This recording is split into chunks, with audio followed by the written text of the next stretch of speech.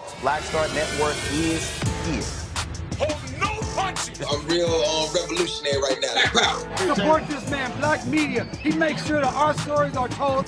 Thank you for being the voice of Black America, Roland. Hey, Black, I love y'all. All momentum we have now, we have to keep this going. The video looks phenomenal. See, there's a difference between Black Star Network and Black-owned media and something like CNN. You can't be Black-owned media and be scared. It's time to be smart. Bring your eyeballs home. You dig?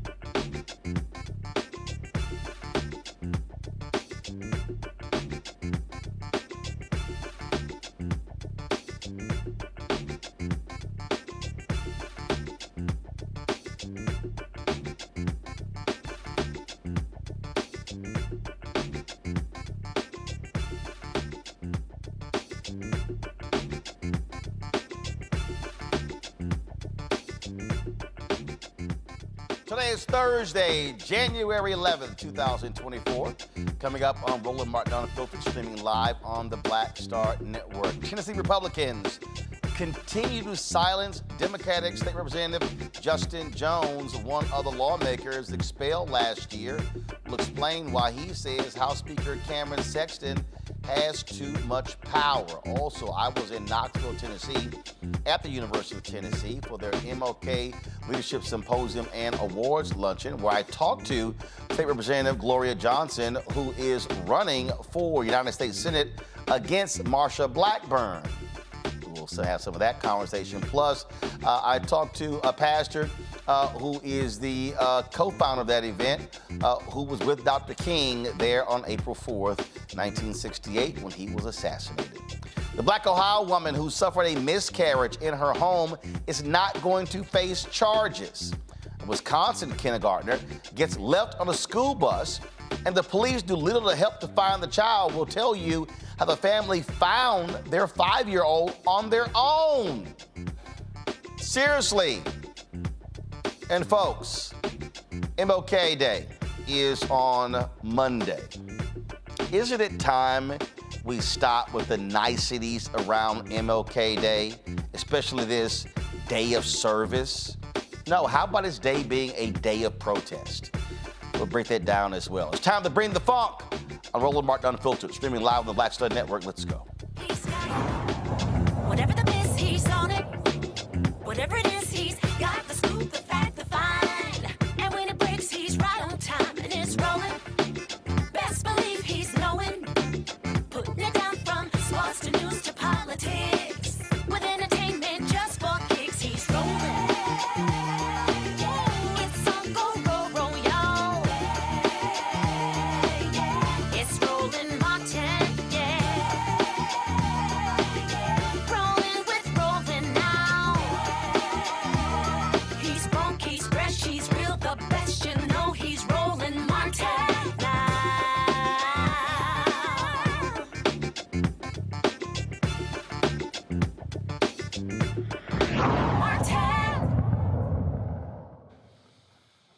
Tennessee Republicans continue to do what they do, and that is screw over the duly elected representatives of black folks.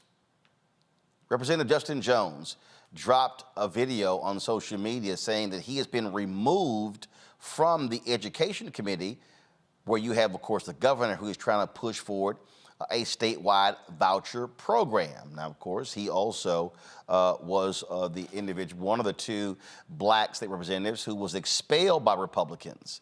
And so they continue to silence them there in the legislature. Watch this. Hey y'all, we are just leaving the House floor for adjourn until next Tuesday. I just wanted to give you a quick update. As you can see, the Speaker's having his press conference right now. He just announced committee changes for this 2024 year and announced that he was stripping me from Education Administration Committee.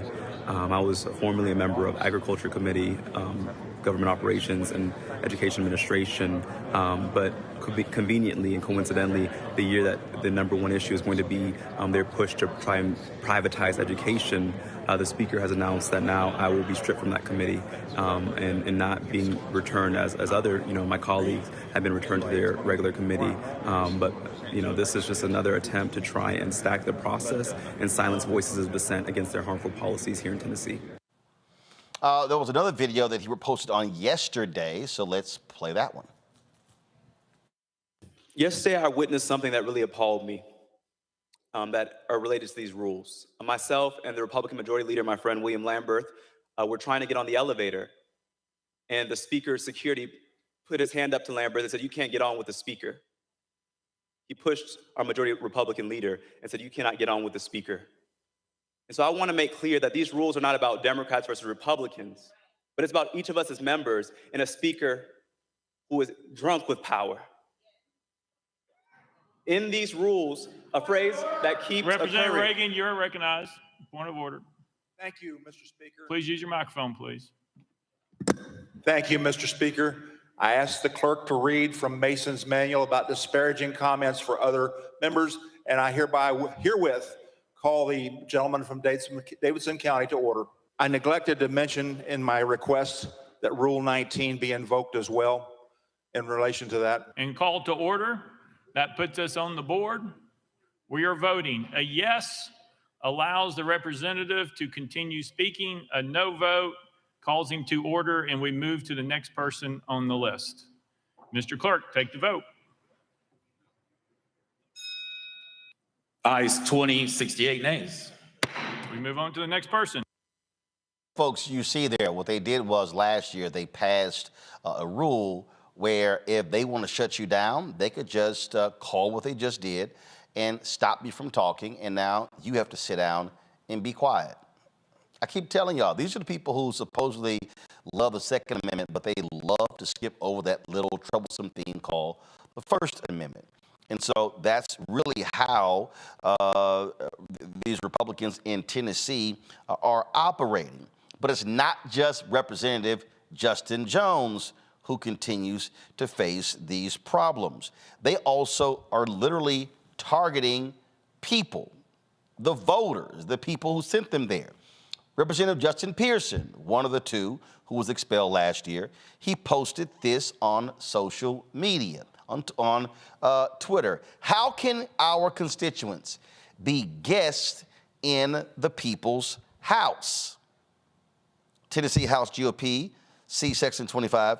These absurd rules have the number of people in the public who come to see the legislature and advocate for our democracy.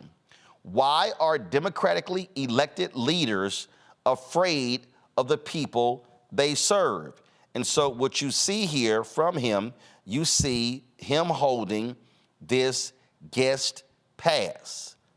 So if you want to come to the legislature and sit in the gallery, you literally have to go get a guest pass. Why are they doing this? Well, they're angry with the protesters who filled the well last year. They're angry with the the people who are fighting for the end of gun violence. They're angry that they showed up last year in massive numbers, chanting and yelling and protesting. They don't like the fact that the public actually had the guts, had the audacity to come there and voice their concern. So not only are they shutting down State Representative Justin Jones, State Representative Justin Pearson, these same individuals are now trying to shut down the public. These are constituents. These are the people who literally sent them there. That's what we are now dealing with. So to understand what is at hand is to see how dastardly these people are and how shameful these people are. So we're going to do this here. We're going to take a break, and we're going to come back, and I'm going to play for you my interview with State Representative Gloria Johnson, who I talked to today at the speech I gave at the University of Tennessee, where she talked about this and also explained how people in Tennessee are fighting back against these fascist Republicans in the state of Tennessee. You're watching Roland Martin Unfiltered right here on the Black Star Network. Hatred on the streets, a horrific scene, a white nationalist rally that descended into deadly violence. White people are losing their damn minds. As an angry pro-Trump mob storms the U.S. Capitol, we're about to see the rise of what I call white minority resistance. We have seen white folks in this country who simply cannot tolerate black folks voting. I think what we're seeing is the inevitable result of violent denial. This is part of American history. Every time that people of color have made progress, whether real or symbolic, there has been what Carol Anderson at Emory University calls white rage as a backdrop. backlash. This is the rise of the Proud Boys and the Boogaloo Boys. America, there's going to be more of this. Here's all the Proud Boys, Dave. This country is getting increasingly racist in its behaviors and its attitudes because of the fear of white people. The fear that they're taking our jobs, they're taking our resources, they're taking our women. This is white fear.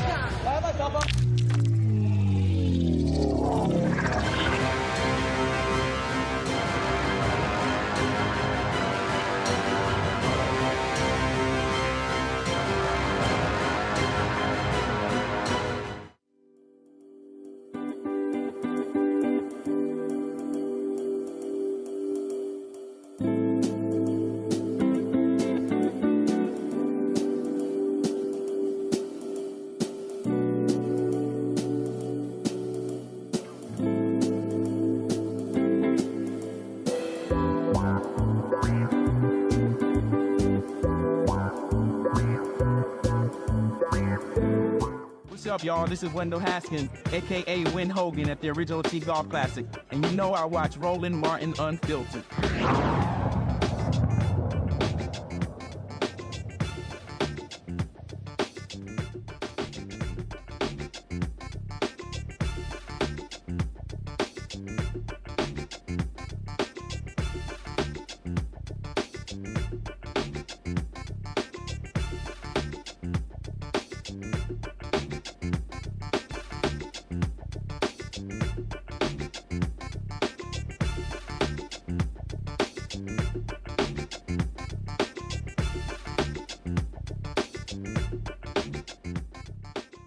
Welcome back to Roland Martin Unfiltered. As I said earlier, I was at the University of Tennessee today in Knoxville, speaking at their annual MLK Luncheon on the campus there. And one of the folks who they honored was State Representative Gloria Johnson. She's one of the Tennessee Three. She's also running against Marsha Blackburn for the United States Senate. Here is our conversation.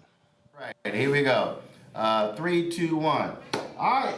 You're running for U.S. Senate. Let's talk about it. Yeah, absolutely. Thrilled to be doing it. You know, Tennesseans want to see something different. They want a representative that works for Tennessee working families, because that's not what we're seeing. We've got a representative who's owned by the NRA, Big Pharma, insurance companies. She's not working for Tennesseans. She's working for those who are supporting her campaign. And only 29% of her money comes from Tennessee. So, you know, last time, 75% of my money came from Tennessee. We're very proud of that. Tennesseans want someone who cares about what they need. Do you think that people, because of what happened with the two Justins and yourself, and we still see Republicans in the legislature, the speaker, what they're continuing to do, stifling debate. Not allowing media on the floor for the first time in years.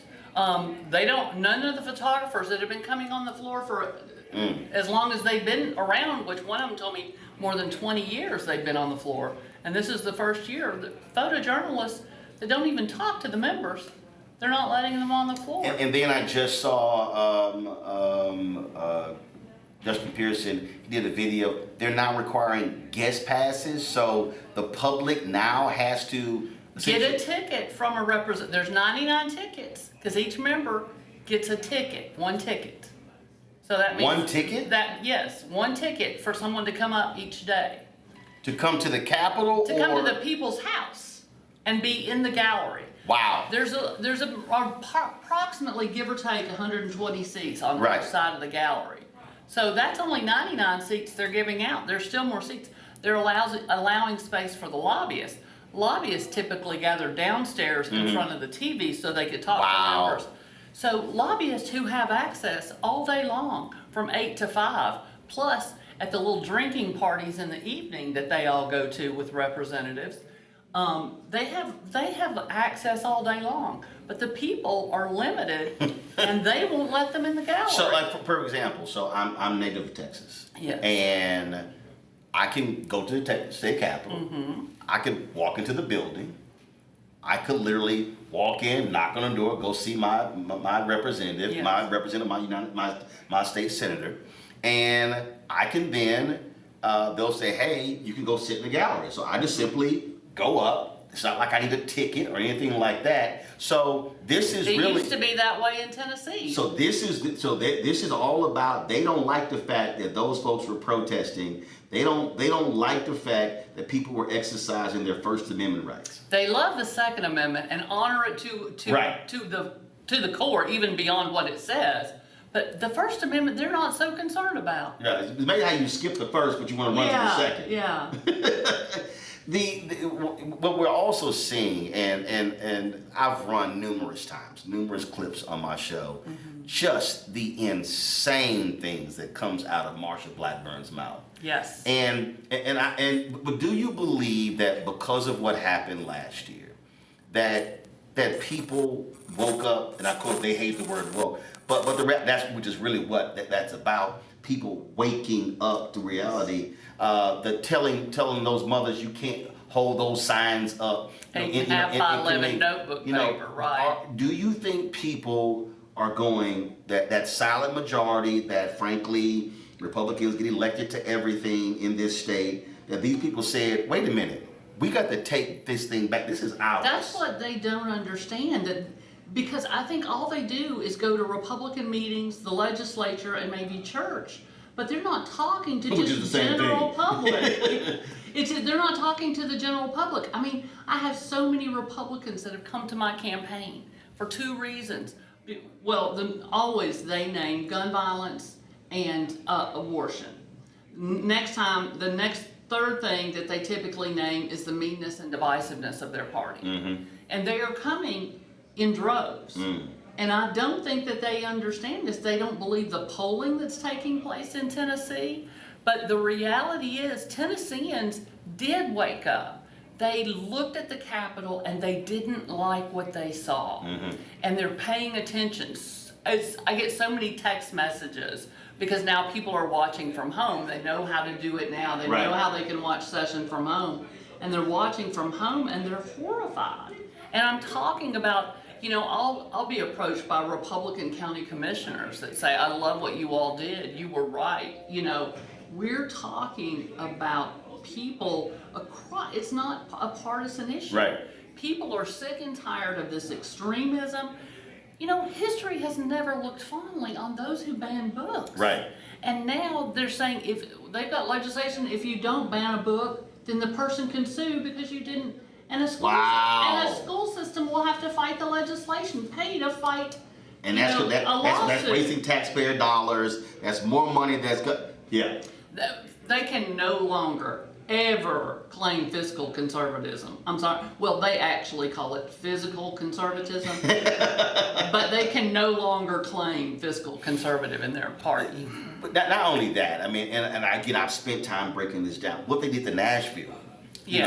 Breaking the city. And again, and what kills me is I always hear Republicans talk about local control, big government. Oh, except if we don't run that particular city. And frankly, and I think they would try to break up Memphis if they could. Oh, they have tried. They've done things to Memphis as well. The whole thing is several years back, they wouldn't let cities and counties name their own parks, and they didn't want to change the name of Nathan Bedford Forest Park. Memphis wanted to, but the state didn't want them to change it. And one of the reasons we have a huge problem in affordable housing in Tennessee is because of their preemption of locals to do what they need to do to create more affordable housing and build more facilities for affordable housing. They preempt locals from being able to do what's needed. So it's remarkable. Are you seeing, because this has also been part of the problem, where you've had national Democrats, and Reverend Barber and I talk about this all the time, they blow off the South. They go, especially, and I'm be very frank, largely white consultants. Oh, look, those are uneducated people. That's the South we can't win. I've always said, first, if you don't run, you're guaranteed not to win. And part of the problem then, if you don't run, then what you have is you have all of these folks who are running unelected, and they're winning because they never got challenged. And so in North Carolina, in so many other places, and what we're now seeing is we're now seeing people who are now running against these Republicans in Tennessee. So the number of people who were running unopposed is dropping big time because people are saying, hey, we have to rebuild this infrastructure. And what people really don't understand, that we no longer have a path to a Senate majority because of Manchin.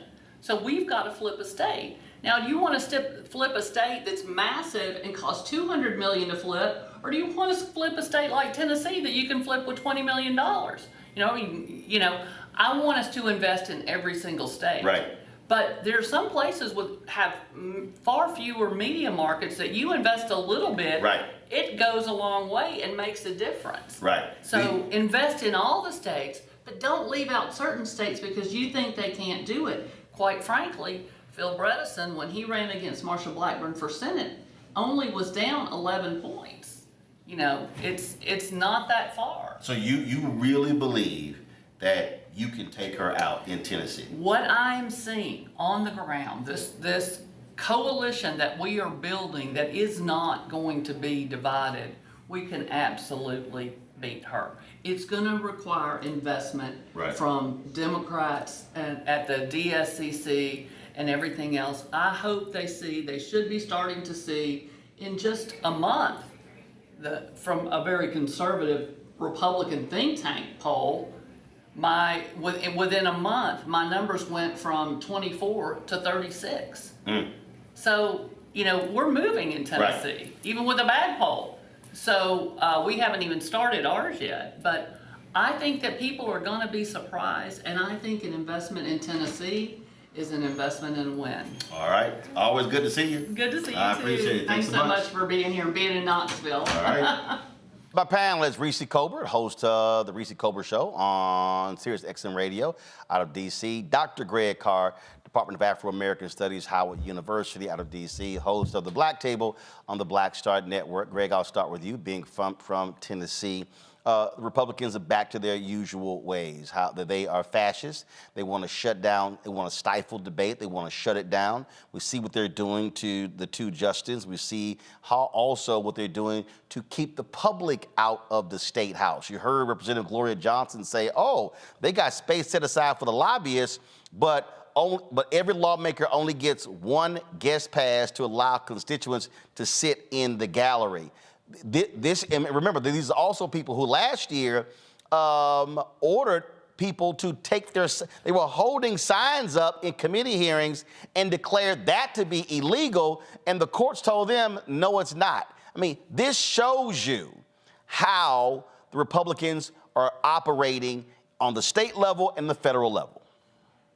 It really does. And it was very interesting to listen to your conversation there with Gloria Johnson, Roland, because when you talk about a silent majority, certainly the hillbilly horde has its voters out there in rural Tennessee. I grew up in Nashville, the center of the state. And of course, we know Memphis in the west, which is basically Mississippi, and where you were today in Knoxville, University of Tennessee, Knoxville, the hill country, of course. But there are a lot of those rural areas in Tennessee where these folk keep returning these white nationalists to office. But she was right about Phil Bredesen, who was within striking distance, really, the former mayor of Nashville, who could have become, in fact, a United States senator. But I think, having grown up there, I think where these hillbillies are really risking it all, and they have to risk it all. I know why, because they're white nationalists and they know that their thing is getting ready to fracture.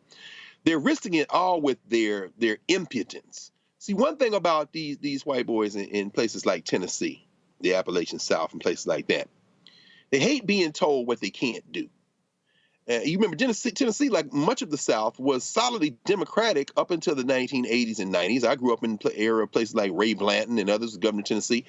Ray Blanton and them got in trouble when they started stealing money, when they started acting with impotence, when they started basically ignoring the voters and acting that they can do what they want. This is what Cameron and them going to find out. If they keep this up, some of these people are going to say, you know what, in my heart, I got some different things about race and gender, but I don't like that y'all trying to keep me out of the legislature. Well, you going to Nashville? No, I ain't going to Nashville, but damn it, I don't like that you try. They are risking it all. And Gloria Johnson is right. $20 million could flip that state simply on the fact that they'll set race aside when it gets to the point where they think you're thumbing your nose at me. They may come out and vote them out. The thing that I was really, I think is important that we talked about there, Reese, is that you can't beat anybody if you never run.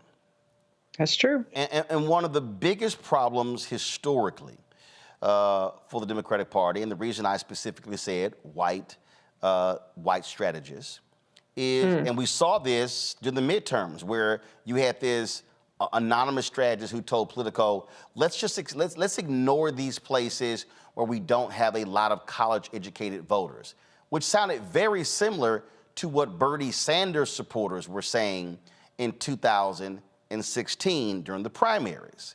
And this idea that, let's only appeal to the places where we have lots of white college-educated voters who live in the suburbs. Well, ain't that many places like that in America. And I think what has happened in Tennessee, if Democrats properly mobilize and organize, there were, to Greg's point, it was a lot of people pissed off last year over the issue of a mass shooting, and these Republicans, they come back, and what they do is they actually vote on immunity for a gun manufacturer. And then, and then they wanted to silence the people. And when you keep doing that, people say, what the hell is going on?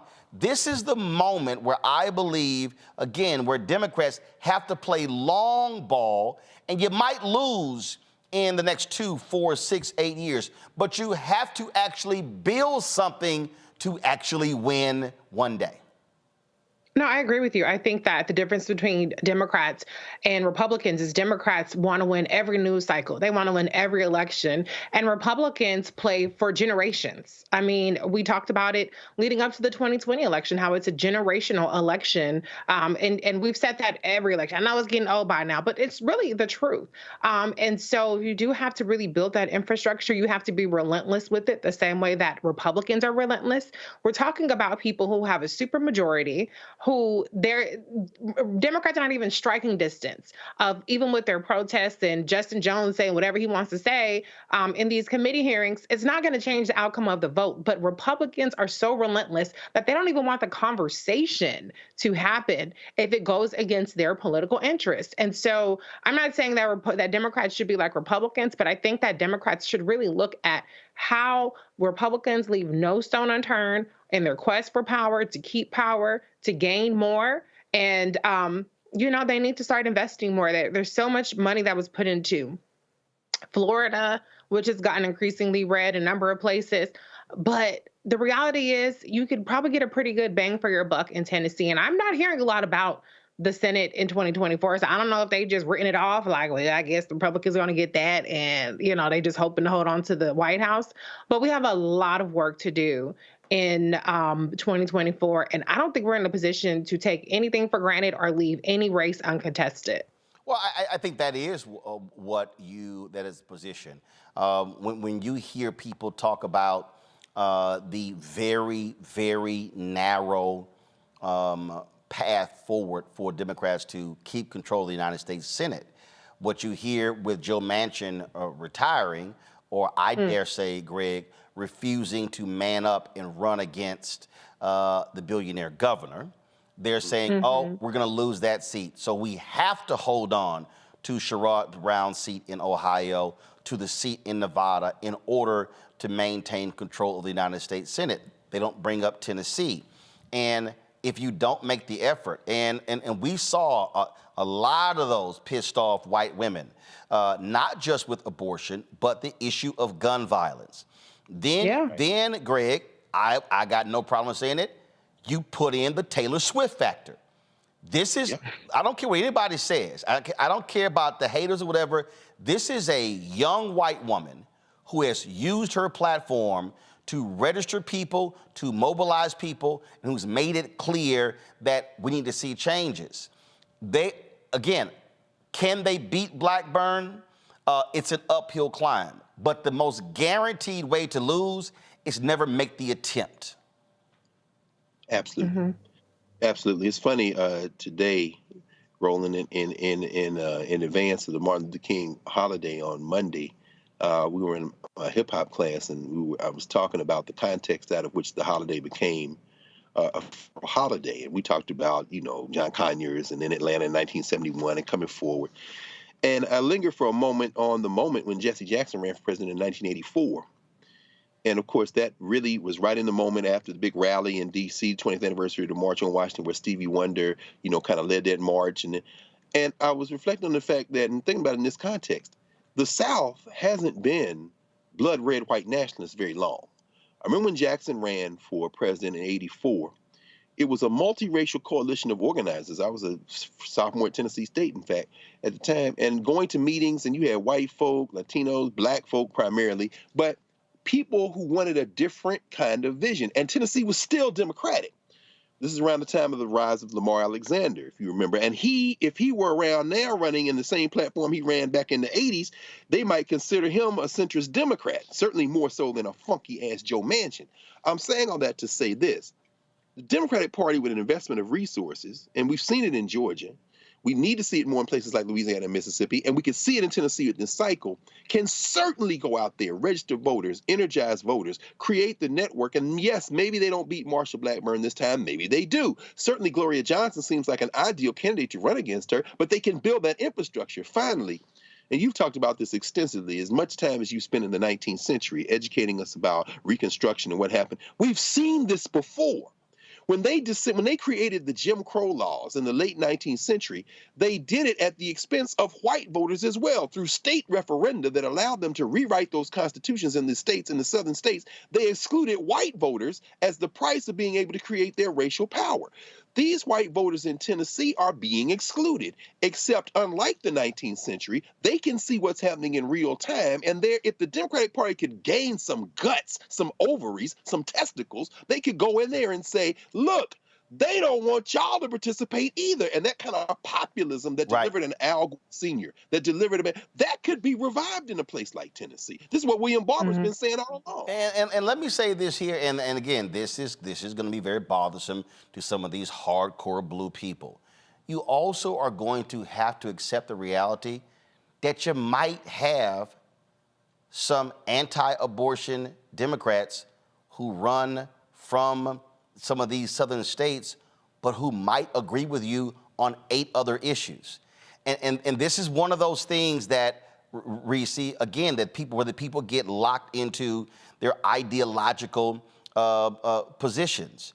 And that is, guess what? You may have some individuals who are not going to be hardcore pro-choice, but it comes down to, who do you want in the position? And again, it's just one of those things that I think that people are not understanding, again, religious values, not understanding upbringing, not understanding family values. And Democrats, I believe, have to understand, and it's hard for some people to understand this here, that you're going to have somebody who's in Arkansas, who's in South Carolina, who's in North Carolina, who's in Mississippi, Alabama, Texas, Florida, who is not going to be like somebody in Ohio, in Rhode Island, in Maine. You're going to have to accept some of that in order to win, because the goal is to win. I will concede that point, that an abortion would be a non-negotiable for me, but I'm also fortunate enough to be in a blue-ass state, so I can have that litmus test for myself. I think I've always said, if you can win the primary, then go for it. You know, if a anti-choice Democrat can beat a pro-choice Democrat, then them's the breaks. And the reason I'm saying that, because the guy who got 47% of the vote in Mississippi, his name is escaping me. Brandon Presley. Yeah. Elvis's cousin, Presley? Okay. Brandon Presley was anti-abortion, okay? Now, when you looked at him on a bunch of other issues, it lined up. Again, to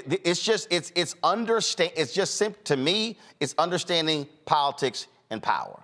And again, that's just one of the issues. And for some people, there are issues that are, hey, it does not matter. This is where they stand. I'm not supporting anybody who isn't there. But what I'm saying is that if you look at the map right now, Democrats have not done well because they aren't understanding how to win in the South. and they're not creating a strategy. We saw what happened in Georgia. The roadmap is there. If all of these billionaire Democratic donors, okay, would frankly stop throwing their money at useless entertainment shit and do what a lot of these Republican donors are doing and go, okay, how much is it going to take for us to organize and mobilize in Louisiana? 30, 40, 50 million dollars? Let's now do that. How much is it going to, and look at the map to go, okay, because if I look at the southern map right now, Reese, so you take Georgia. Georgia is now competitive. It's, now granted, Republicans have won statewide, but obviously 2 United States senators, but it's actually competitive. Now you go, okay, Georgia, North Carolina, you get some real infrastructure, and I think Nikki Fried is doing that in Florida. Now you throw in, you say Louisiana, and you say Texas. Now you say, now let's create a blueprint to now be able to go after young voters, hit the ground, mobilize, organize, enlighten, educate Latino voters, and now you can start competing. But if you ain't got a strategy and you're not gonna fund that strategy, we're gonna keep having the same thing, guarantee electoral college votes to the Republicans in all those states. I agree. I think that where Democrats need to focus on is, as you already pointed out very clearly, is infrastructure. But I would also add information. Republicans invest in information. They invest in disinformation. They invest in misinformation. They invest in their networks, in their media, in their influencers, and a number of things. I mean, they have an entire reality that they've been able to shape.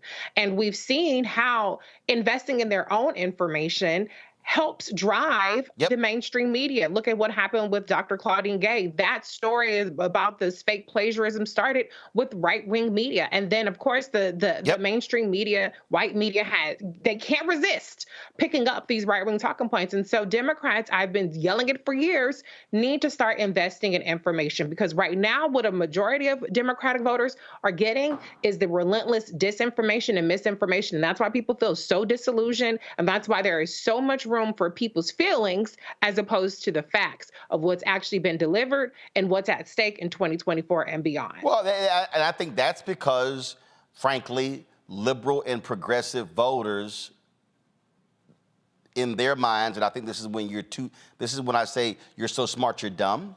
In their minds, we've got New York Times and Washington Post and NPR, and we've got MSNBC, and we've got CNN, we've got all these mainstream media outlets where we think that they're going to do a fair way. And as you said, those places, they get sucked into the game every single time. Christopher Rufo said, we ginned this thing up on the Republican side, embarrassed them and forced them to cover it, and once we knew it got into mainstream, then it was done. You're absolutely right.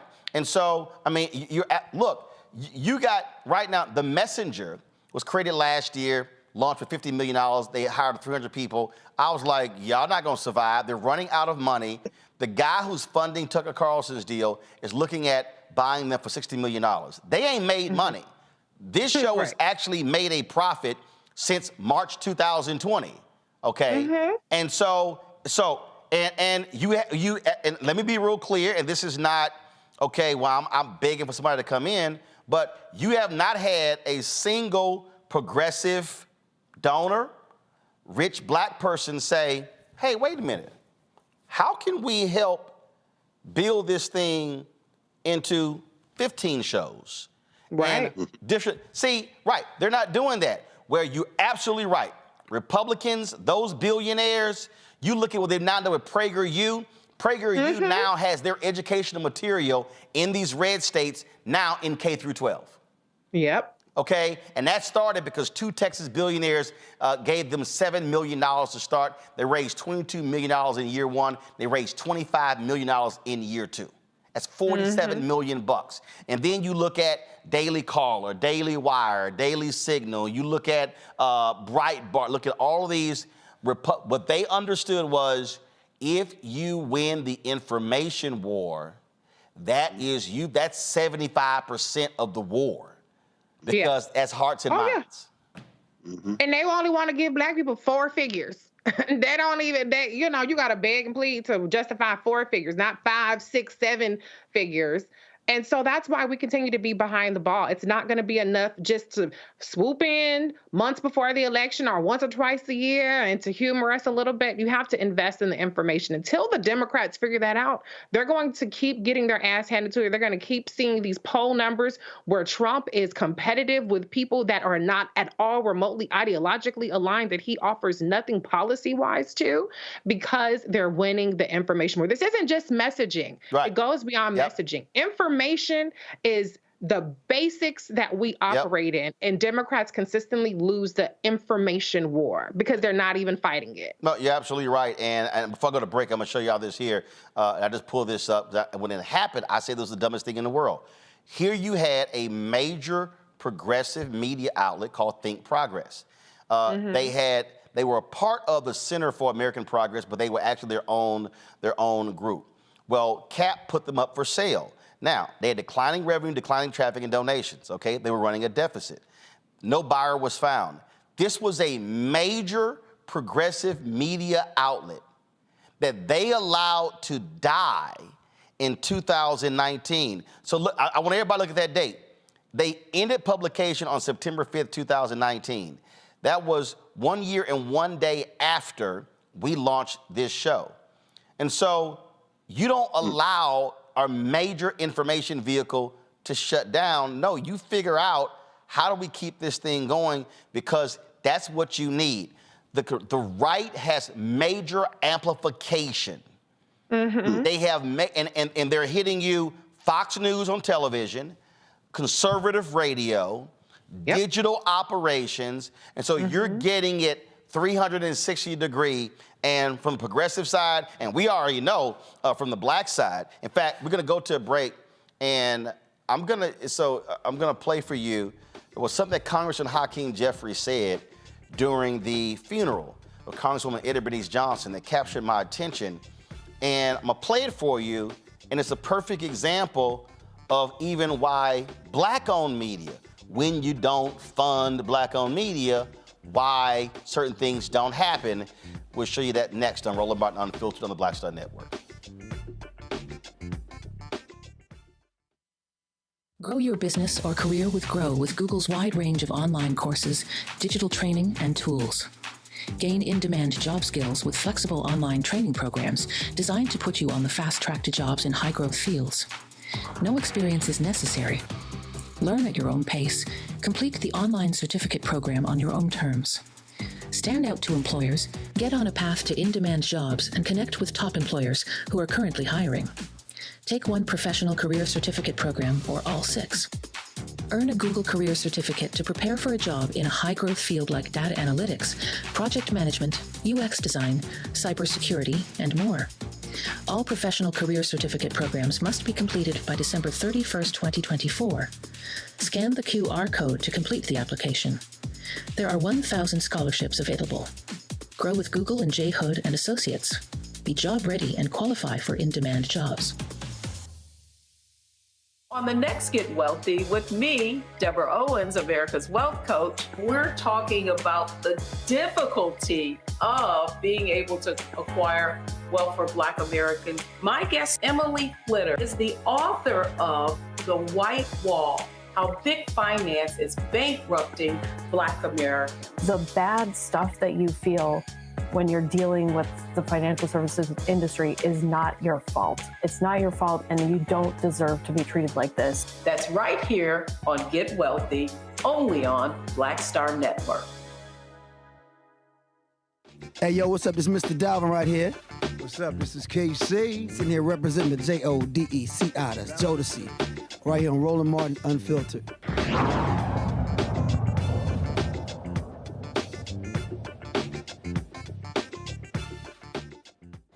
So y'all have often heard me talk about on this show the last 5 years about why we have to fund Black-owned media, why we have to invest the resources, why we are out here fighting the good fight, trying to get these dollars to be able to do what we do.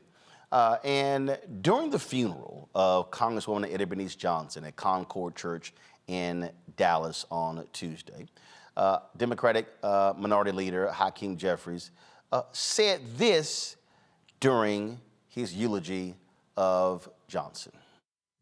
Now, in that first term, the chair of the CBC, she's now our great HUD secretary, was Marsha Fudge. She said to Stephen Horsford and I want the two of you to preside over the CBC floor speech that occurs every Monday evening after votes. And so we said yes. We didn't know what we were doing, y'all. But we said yes.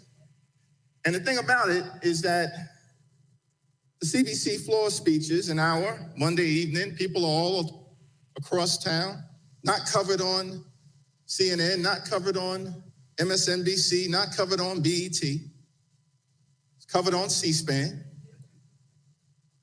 And so Stephen and I, we were never quite sure who exactly was paying attention. But we could always count on three people. Stephen's mother, my mother, and Eddie Bernice Johnson, our congressional mother. We were thankful for her always there for us as she has been for so many people. So let me unpack that, all right? So you heard him say, we have this hour where we give all these speeches, and mainstream media doesn't cover it. It's not on BET, and it's only on C-SPAN. Now understand what I'm about to lay out to you. That part of his sermon and the entire funeral, we live streamed. Nobody else in black-owned media. Damn sure not mainstream media. They didn't live stream the funeral. We did. So now, if you went to the Concord Church website, you could actually see the funeral. We chose to then amplify it. So why am I saying that? That's a perfect example of what happens when you fund your own media. The things that other people don't cover and talk about, then we can. Jahan LeBlanc sent me a text message saying, Roland, love to come back on the show, and thank you for putting me on the show. Because I came on your show, you put me on, I'm now doing TV shows all across the continent of Africa. I want that to sink in, y'all. So not only do you cover things that other people don't believe are important, you also are able to put voices on who otherwise would never see the light of day, that we know the cable networks are never going to call. And now you're creating new opportunities. And so now what this does is, to what the point that Reese was making before we went to the break, when you talk about from a progressive perspective, what you then do is you now are not beholden to what is being said on a few nationally syndicated black radio shows that are not black owned. They're not, very few of them are, okay? Now, Urban One syndicates, Russ Parr's show is off the air. Donnie Simpson's last day is tomorrow. Urban One syndicates Ricky Smiley, D.L. Hughley, Erica Campbell. They're black owned. That's it. The Breakfast Club, that's iHeartRadio. Steve Harvey Morning Show, that's iHeartRadio. Okay, so those are not black owned. And so, and I say it to everybody. I said, which is in the impetus, and I need people to understand, the impetus for launching this show, I said Tom Jonah retires in December 2019, and black people are going to rue the day when Tom retires. Because you do not have that type of energy and focus on news of the day, of issues of the day, of politics on any show the way Tom focused it.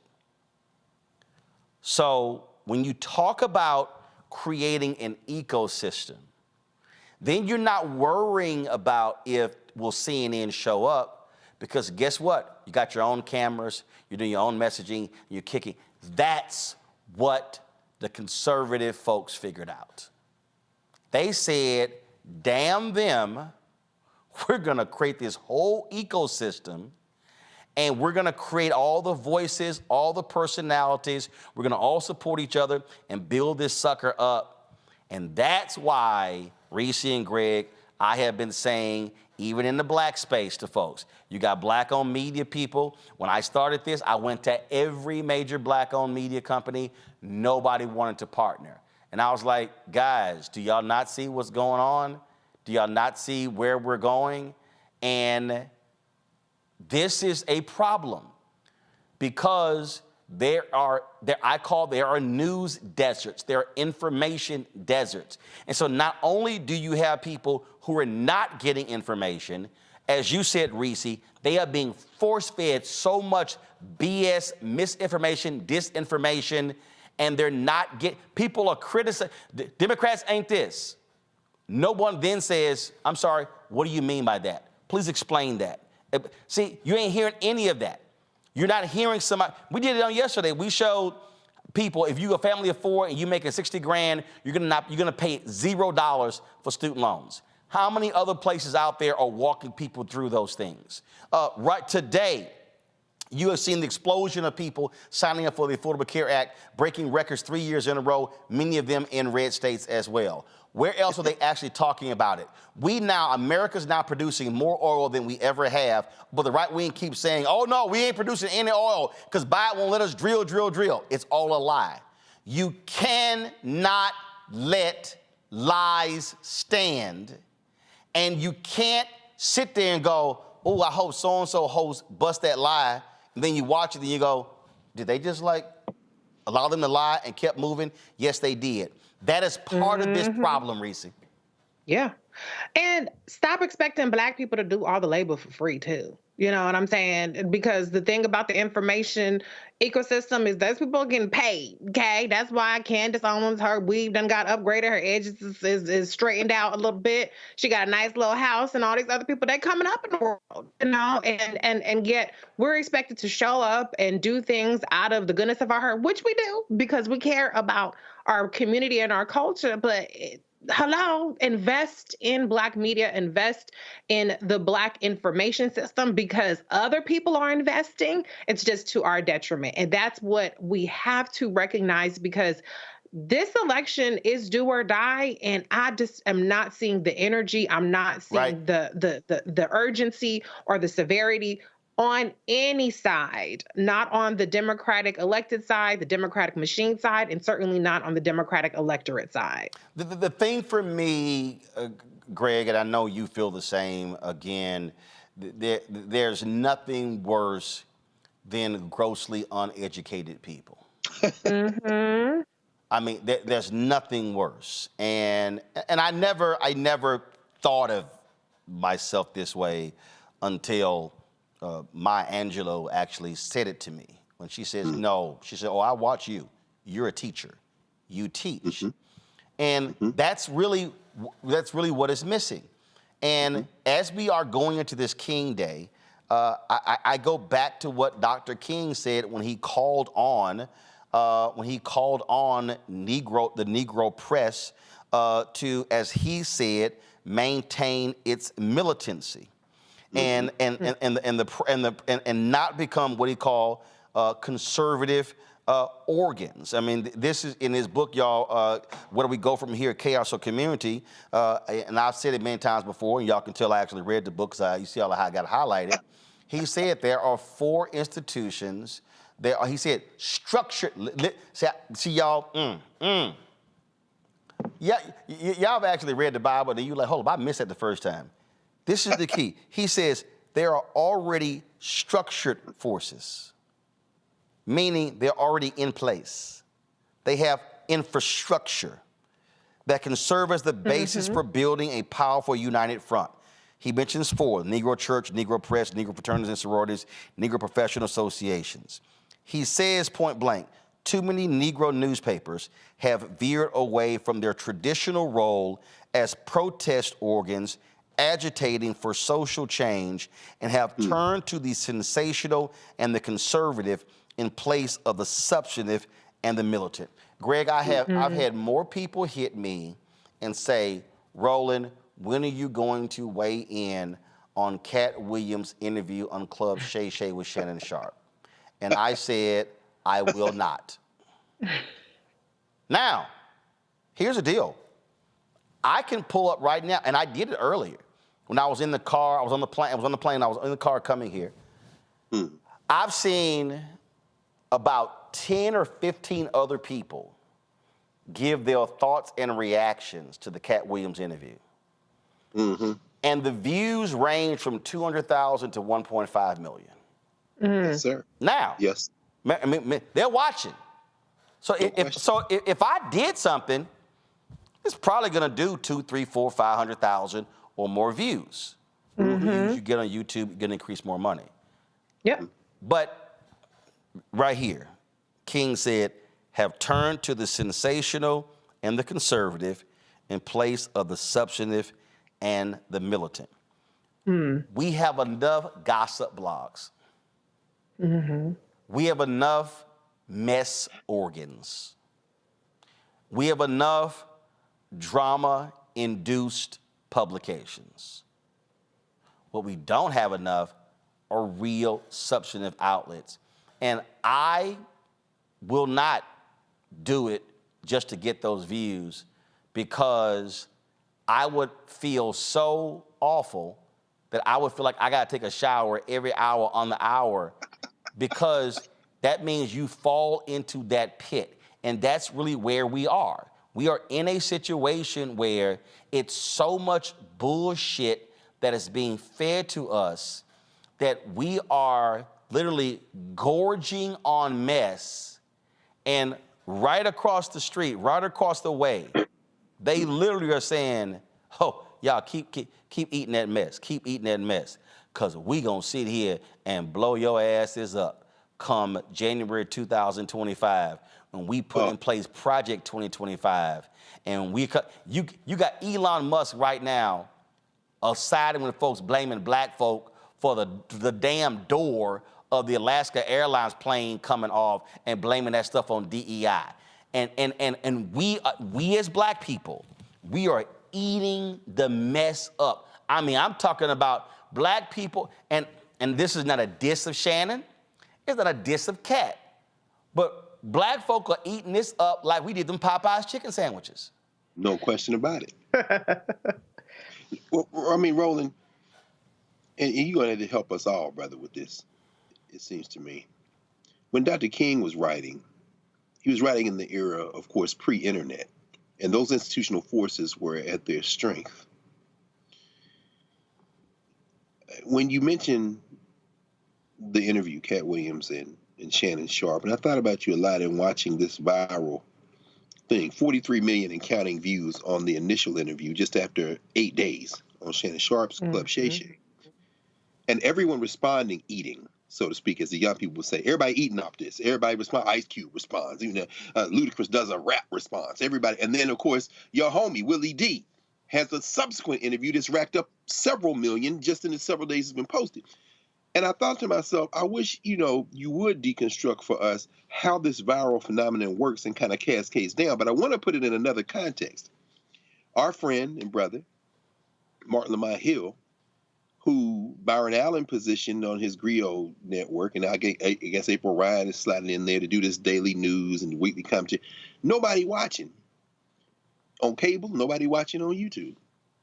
Mark taking a page from you, taking a page from those who have kind of had a kind of metronome daily presence in the news kind of commentary vein, but doing it in a way that kind of blends in some of that sensationalist stuff, has launched his YouTube channel. And the way you understand from listening to you, with consulting with folks who know what they're doing. Oh, no. He didn't take a page.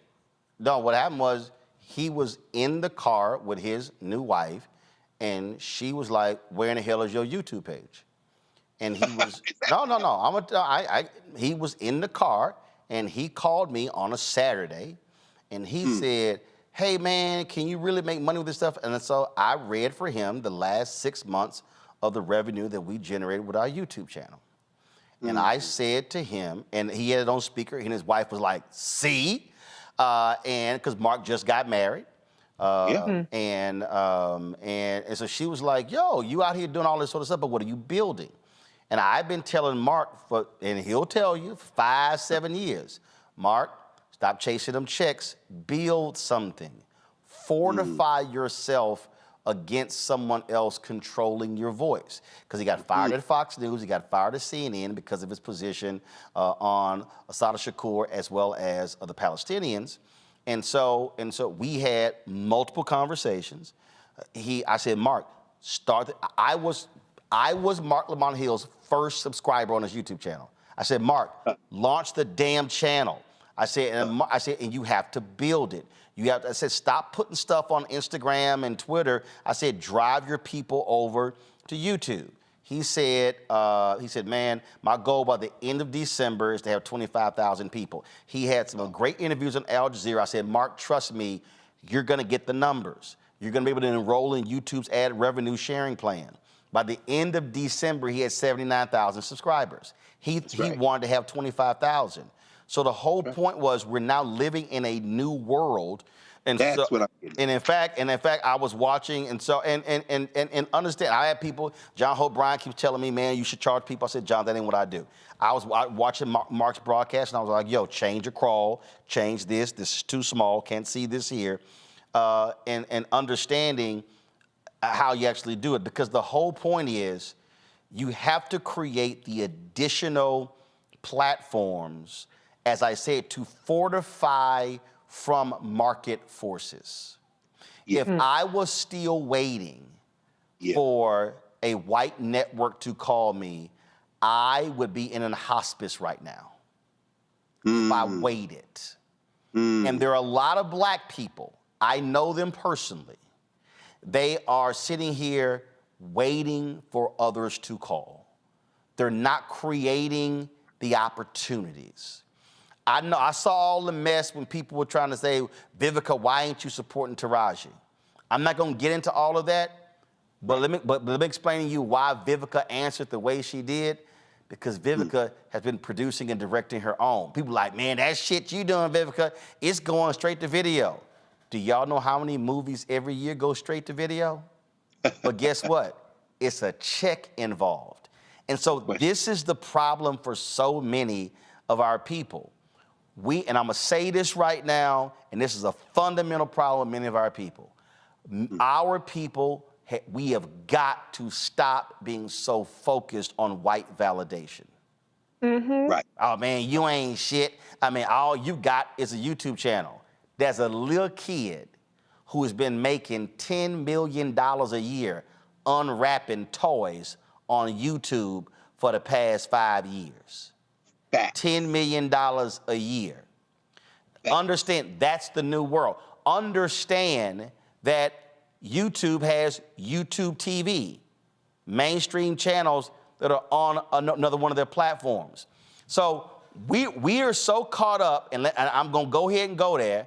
Negroes are so caught up in the equivalent of when Armani and Hugo Boss and Louboutin and Chanel and Tiffany and all this sort of purses and shoes, and we're broke as hell because we are praying and hoping to be on somebody white's platform where they control the content, own the content, control the staff, hire you and can fire you, as opposed to, as King was talking about, building and creating. There is no Reverend Dr. Martin Luther King Jr. without Ebony, without Jet, without Chicago Defender, without Atlanta Daily World, without the Pittsburgh Courier, without those black institutions. And that, to me, and so we're combining two different things. If you're not building black-owned media institutions, if progressives are not building progressive media institutions, then you're at the mercy of somebody else. And then you wonder, man, well, why we can't get the word out? Because you ain't built shit. Well, Roland, this is where I think we need help to understand how these two pieces connect. Because Black Star Network is an infrastructure. And people say, oh, it's YouTube. No, it's much more than YouTube. You're the one who taught us all, certainly taught me, the meaning of the acronym OTT. And every time you say, okay, you gotta go to Amazon over here, you can look at Facebook, sure, YouTube, sure, the app, all these things, and the network is built. As you mentioned, these white boys getting ready to rain natural fire, not just on the United States, but on the world with this 2025 business that they're planning at the Heritage Station. Okay, see. Let me just go ahead and sorry to interrupt you there, Greg, because I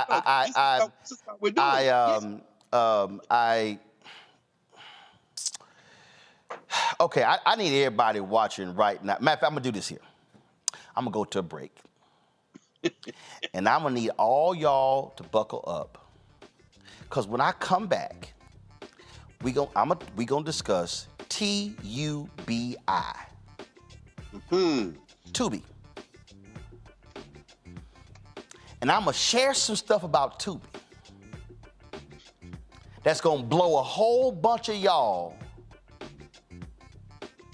out of your living rooms, out of your car, out of your dorm rooms.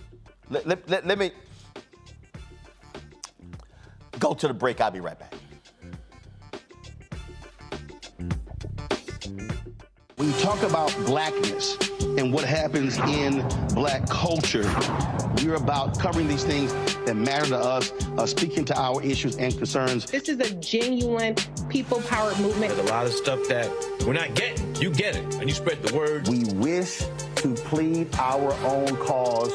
Too long have others spoken for us. We cannot tell our own story if we can't pay for it. This is about covering us. Invest in black-owned media. Your dollars matter. We don't have to keep asking them to cover our stuff. So please support us in what we do, folks. We want to hit 2,000 people, $50 this month, raise $100,000. We're behind 100,000, so we want to hit that. Y'all money makes this possible. Checks and money orders go to P.O. Box 57196, Washington, D.C. 20037-0196. The Cash App is $RM Unfiltered. PayPal is R Martin Unfiltered. Venmo is RM Unfiltered. Zelle is Roland at RolandSMartin.com. I'm Dee Barnes, and next on The Frequency, we're talking about the rise in great Black literature and the authors who are writing it. Joining me will be professor and author Donna Hill, discuss her writing journey and becoming a best-selling author.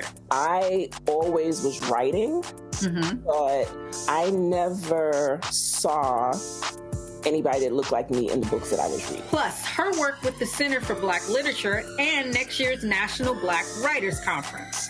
That's right here on The Frequency on the Black Star Network. Next, on the Black Table with me, Dr. Greg Carr, author Dr. Maribel Mori, on her astounding and enlightening new book, White Philanthropy, a history we're betting you've never heard before. Don't miss an eye-opening episode of The Black Table, only on Black Star Network. On the next, A Balanced Life with me, Dr. Jackie, just who do you think you are? And maybe more importantly, who is it that you think you're trying to please? The answer to that second question is really wrapped up in the first. Think about that, being the true, authentic you, no matter the circumstance. But we learn the art of forgiveness, not only of forgiving one another, but forgiving ourselves. And we also learn how to love ourselves so that we can love each other. That's next on A Balanced Life, here on Black Star Network. This is Reggie Rock Byford. You're watching Roland Martin, unfiltered, uncut, unplugged, and undamn believable. You hear me?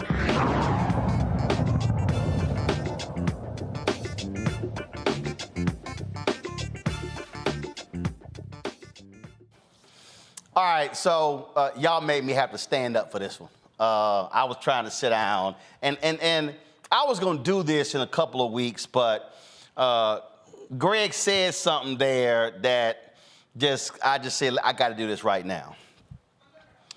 How many of y'all remember In Living Color? How many of y'all remember Rock? How many of y'all remember South Central? Okay? Guess who owned that network? Come on. Rupert Murdoch. So let me explain to y'all how we got Fox News. Okay? They launched Fox Broadcasting. They put on black content. We run to Fox. Live in color. Do y'all know why there is a Pepsi and now Apple Music halftime show at a Super Bowl? Because 1 year in Living Color put on their own Super Bowl halftime show, and all these eyeballs left the Super Bowl and they went over to the In Living Color halftime show, and the NFL said, oh, hell no. That's when you got the big halftime performances and they turn into major extravaganzas because of In Living Color. Why did Keenan Ivory Wayans quit and his family leave? Because what Fox started doing was putting In Living Color reruns on Fox stations, driving down the syndication value of In Living Color, and they let we ain't gonna produce any more shows because y'all cheating us out our money. What did Fox then do with the money made from black people building up Fox? They landed the NFL. NFL used to be on NBC and CBS. Monday Night Football was on ABC. Fox offered $1 billion plus for the NFL rights, and that's when it went from CBS over to Fox. But guess what happened after they got to NFL? Bye-bye In Living Color, bye-bye Rock, bye-bye South Central, bye-bye all of the black programming. Now, some of y'all watching me right now, some of y'all saying, okay, Roland, I mean, that's all that history. I mean, you just bringing up old stuff. I mean, why are you sitting here? Why are you sitting here bringing up old stuff? What has been all the rage for the last year? Hold up. What have you heard Greg and Reese say? Man, did y'all see that movie on Tubi? You need to get on Tubi.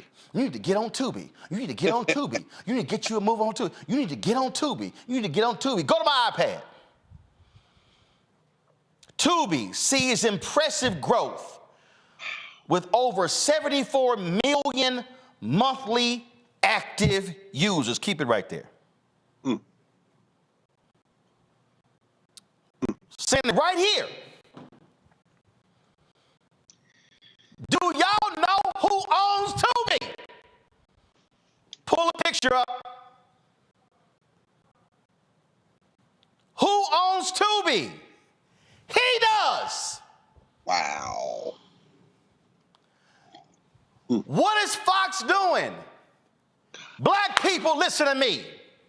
Good Lord. Listen to me, black people. You built Fox Broadcasting, which gave them the financial wherewithal to get the NFL.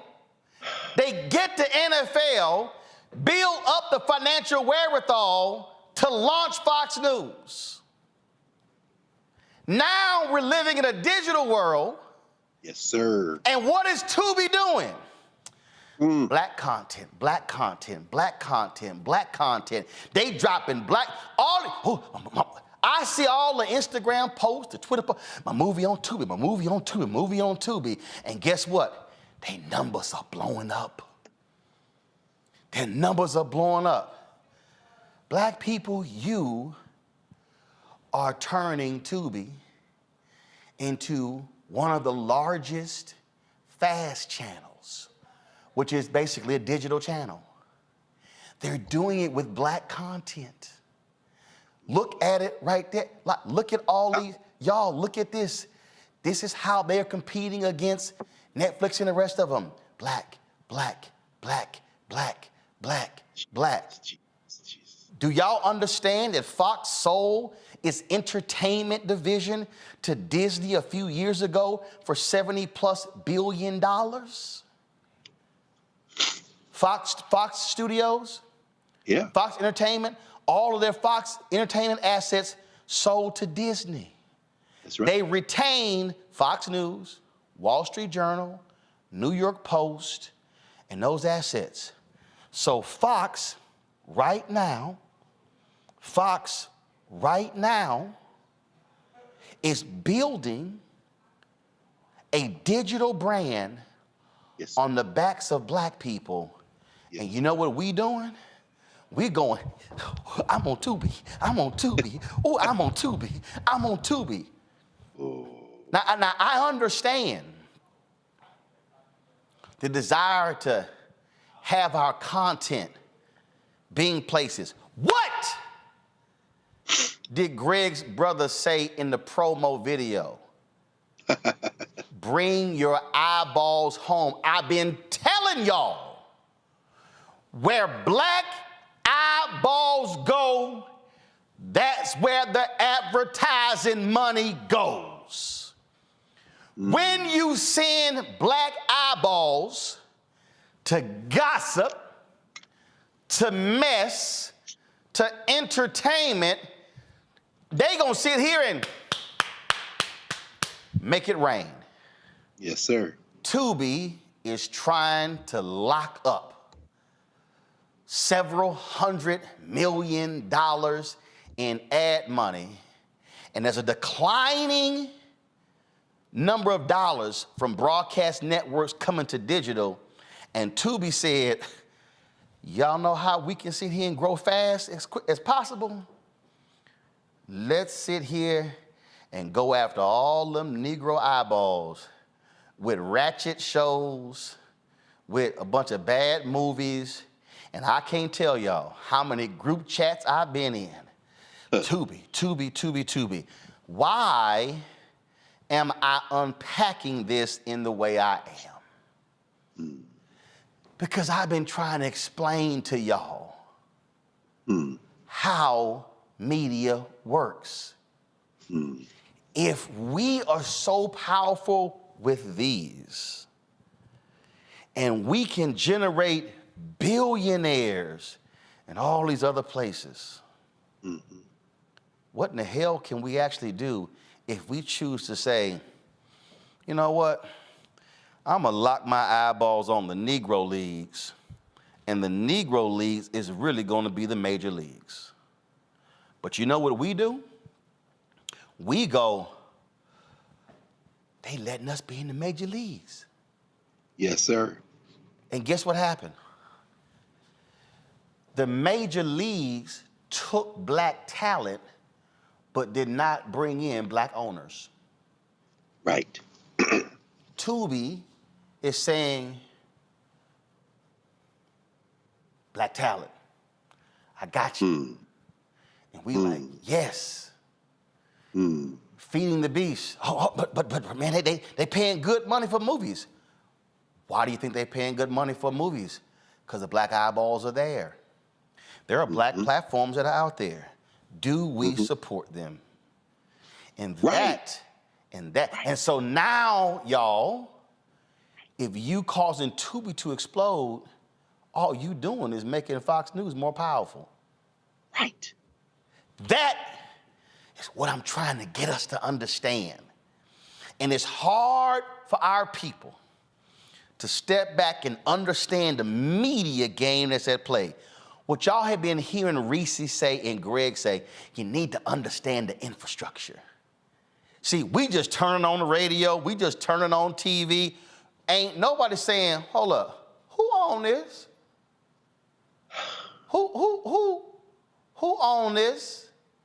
Just like many of black folks who are public workers, y'all sitting here saying, y'all like, man, look at my 401k, but you're not asking who controls the pension fund and who is the investment firm that controls your pension fund, because what you will understand is one of the biggest Republican donors in America is Steve Schwarzman, who is the CEO of BlackRock, and they control trillions of dollars of capital in this country.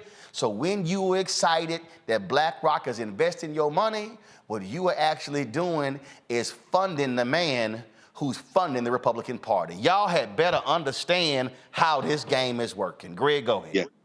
No. I mean, here's the piece that I'm grappling with. I think we all are.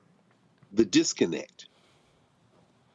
On the question of reliability, there is no debate. We see you, me, Reese, Lauren, Scott, you name it, everyone who appears here 7 days a week, all of the shows. We all encounter this. Everywhere we go in the U.S., in the world, outside this country, I can testify to that. There is a reliability people associate with this program specifically. Reliability in information, reliability in stories. As you say, things you're not going to see anywhere. I sat and watched Eddie Reese Johnson's funeral, and because it was streaming here. So on the question of news, they say not the empty content, not the foolishness. There is a standard here. When I listen to at least the shows that black folk have on Sirius, I'm talking about news and commentary shows, Reese's show, Clay Kane, Joe Madison, Karen Hunter. You know, there's a form of reliability there. When folks, and Karen says this sometimes, she says, you know, in many ways, journalism is dead. Why? Because now you've got, and again, it's no shade at Shannon Sharp. It's no shade at everybody on YouTube. You got people commenting on news who aren't researchers, who aren't journalists, who are not, don't have the background. And the eyeballs are being attracted because it's mixed in with this foolishness. The disconnect for me is, while these fascists, while these white nationalists, while these folks like the Heritage Foundation, funded by billionaires and subsidized by very people that we're subsidizing with our dollars, are lining up because they have the money to carpet bomb our sensibility. Boom. Christopher Rufo is a joke to take out the president of Harvard, and he got a degree from Harvard Extension and is down there messing around trying to create a whole new version of a school that was a legitimate university till DeSantis got a hold of it, that new school in Florida. While that's happening on our side, we can watch by the millions Cat Williams and Shannon Sharp. We can watch by the millions Gilbert Arenas and whoever else. We can watch by the millions Kwame Brown and whoever else is the flash to pan at the moment. But when it comes to news, Roland, this is what I'm trying to understand. Where is the disconnect when it comes to us bringing our eyeballs not only home, but home to a specific type of content, when a Byron Allen has poured millions into a channel that nobody watches? When BET eliminated any even gesture toward news, where's the disconnect with our eyeballs for the things that will help us when you have been with this network and this specific show, traveling in terms of dealing with voting rights, traveling in terms of activism and organizing, traveling in terms of the injustices our people face, and how we are solving the problems of combating them? Where's the appetite for bringing our eyeballs to that specific vein of content? That's where I'm losing. It is because we, again, have black people who are in the black space who want to operate in silos. And I'm gonna go to Reese in a second. I'm gonna say this. I was on a phone call and I told Byron when Black News Channel offered me a show, and it was a joke. I mean, y'all, like, it was so laughable. I literally said, I'm gonna do y'all the favor and not even respond. That's how bad it was, okay, y'all? So Byron asked me what it would cost, and I told him. Now here's the deal. I ain't got a problem saying it because it's true. When Byron bought Black News Channel assets, Byron could have licensed this show. Yes. Not to. Now here's the deal. I got no problem launching your own shows, but who's watching them? Listen, TV One celebrates its 20th anniversary on MLK Day on Monday. I was the face of the network. Yes, sir. I traveled this nation getting local cable people to carry TV One. I know I got an audience and I can bring eyeballs. So you want to launch something and nobody watch, or do you want to actually work with an existing partner? Don't think for a second when Tyler was talking about buying BET. Do not think for a second when Tyler was trying to buy BET that me and Tyler did not have a conversation. Why am I saying all of this? I'm saying all of this is because we as black people need to understand that the storm that is headed our way is a Cat 5. Reese, I don't think people understand. I'm gonna say this again. We are sitting here watching all kind of other stuff, and we ain't watching this news channel, and there's a Cat 5 that's brewing in the ocean that's gonna make landfall. And see, if you over here laughing and giggling and not watching that news channel, you can't prepare for the Cat 5. No. And then when the Cat 5 hits, you like, oh my God, what happened? Because your ass wasn't watching the news channel trying to tell you the Cat 5 is coming. You got Elon Musk right now, who is apartheid Elon Musk. Yes, sir. Who is using Twitter to drive racist messaging, who now is championing the notion that DEI is and black pilots having low IQs is the reason the door came off the American Airlines door. Now I need y'all to pay attention. That thing circulated on Twitter. Laura Ingraham had a panel discussion on Fox News. Matt Walsh, Daily Wire, is talking about it, same thing. So now they're saying, DEI is now the reason. You got Matt Walsh predicting that there are going to be airplane fatalities because of DEI. Frank Luntz posted, hadn't been a fatality in an airplane crash in America since 2009. Y'all, they literally are attacking every institution. That's right. And don't think for a second they're not coming after HBCUs. Just because the affirmative action rule against affirmative action affected PWIs, oh no, don't understand. And again, Reese, there's a Cat 5 brewing that's gonna make landfall. And we over here going, man, damn that shit, I ain't voting. I don't see enough of Kamala. She ain't really black. Damn Joe, cause he too old. Or forget this whole stuff. It's a Cat 5. Project 2025 is a Cat 7. This thing is coming. And as that scene from Scandal, Joe Morton and Kerry Washington, you running your ass around in the field of daisies, and run like they're field of daisies, and bombs are going on all around you. The media apparatus is how they are driving the messaging, Reese. Right, absolutely. And I do have to say, there are black people that have multifaceted interests, and you could watch Roland on at 6 to 8 and go watch the Cat Williams interview. They're not mutually exclusive. However, I want to address Dr. Carr's point about the disconnect, and I want to say that the disconnect is very much manufactured. We don't have a democratic media or even social media apparatus. Everything is algorithm to the point to where these algorithms and formulas, which by the way have bias already built in them, have figured out, or they've convinced themselves, which then drives what you see, what people want to see.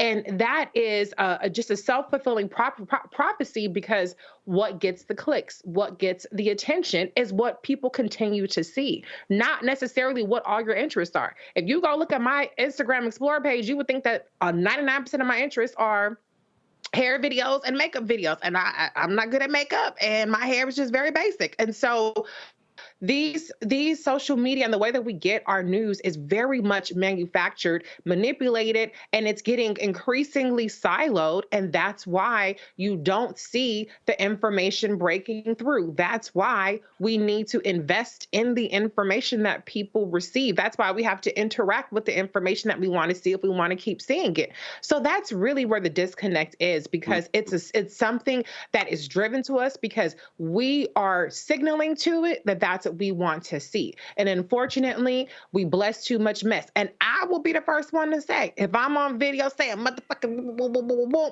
that video is going to go more viral than if I'm sitting here buttoned up. Now, is that why I do it? No. I mean, I turn on the camera, what happens, happens. But I recognize that the reason why this is getting reposted on the blogs, and this is the reason why this has 1 million views, is because I'm giving the people what the algorithms say that the people want to see in the way that they want to see it. And so the only way to combat that, there's no organic way of combating things that are manipulated. There has to be an investment. And until we figure that out, that we either need to make the investment or we need to fight back with our eyeballs, and we need to fight back with interacting with the things that we want to see. There will continue to be this disconnect and this imbalance. And let me be real clear. I need people to understand. I know Shannon. I ain't dissing Shannon. I ain't dissing Kat. No. But what I'm trying to get our people to understand is I know how the advertising mind works. I've been looking for this interview, and I'm going to find it. When OWN launched,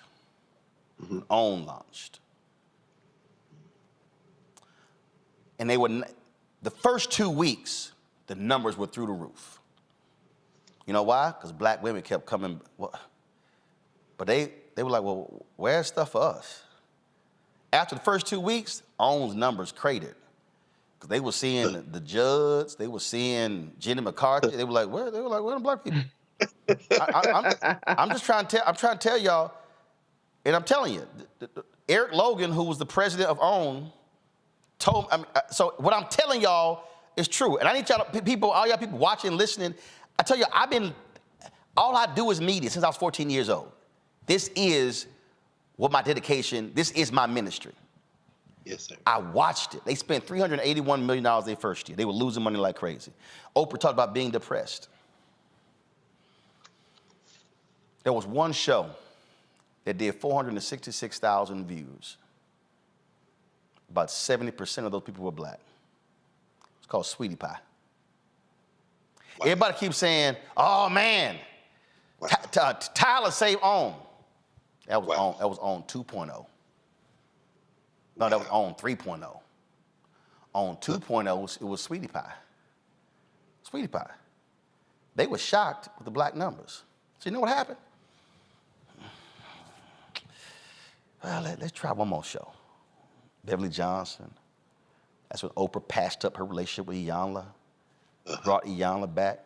LaToya Jackson had a show. Flex and Shanice had a show. Dion had a show. That was a show that I actually liked. It was the 3 white women. They were sisters. They were these older white women. They were hilarious. That was the last show on OWN that featured white leads. Ever since that show, and it started with Sweetie Pie, everything on OWN's been black. Everything on OWN has been black. I'm about to mess y'all up. Oprah, it was 50-50. Oprah sold her stake back to Discovery. What do you see on OWN now? Lot of reality shows. What happened to all that premium prestige content that was on OWN? I'm trying to get y'all to understand TV. When they launched, Sheila Johnson did an interview. And Sheila Johnson said they need more black content for them to survive. This is what Sheila Johnson said. She said, but people need to understand it becomes a self-fulfilling prophecy because the advertisers say, no, don't show that stuff. Put on some games, put on some comedies, and put on some stuff, some award shows, and all the stuff they sprinkle in, and we'll fund that. Wow. We ain't gonna fund that. So what then happens is you put that on, algorithm. Reese was talking about. Folk, oh yeah. Oh, guess what? They want more of that. Boom. Cable news is called a tent pole. A tent pole means successful show, and you build other shows around the tent pole. Mm-hmm. Housewives became a tent pole. You got Housewives Atlanta, New Jersey, New York, Beverly Hills. You got about 30 housewives. Potomac, what the hell? On tent pole, Ready to Love. Tent pole, what is it? Love in Huntsville? What the hell is that thing called? Love and Marriage Huntsville. I do watch that. Okay. No. But remember, before Huntsville, it was Charlotte. See, it was tent pole. It was tent. See, how many of those shows have you now had? Tent poles. They're all the same. Guess who's targeting? And guess what? Black women, y'all the target. We, Lifetime.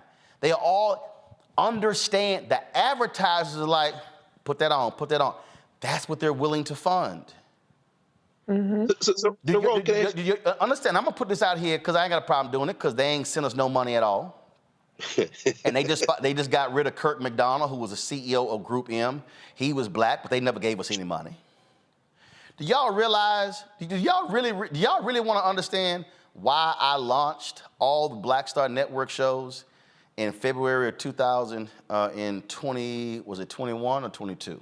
Why it was 2022? It's because we had a meeting with Group M, and Group M said, well, let's see your slate. Group M controls about $60 billion in advertising money. Okay, 320, 340, 50 billion every year is being spent. So we showed them the slate of shows. Well, they didn't want to see the projected shows. They wanted to actually see the content. So I said, go ahead now. Against my better judgment, let's go ahead and launch the shows. So we did. Launch Farage's show, Deborah Owens' show, Jackie's show, Greg Carr's show, brought in Stephanie Humphrey's show. Yeah.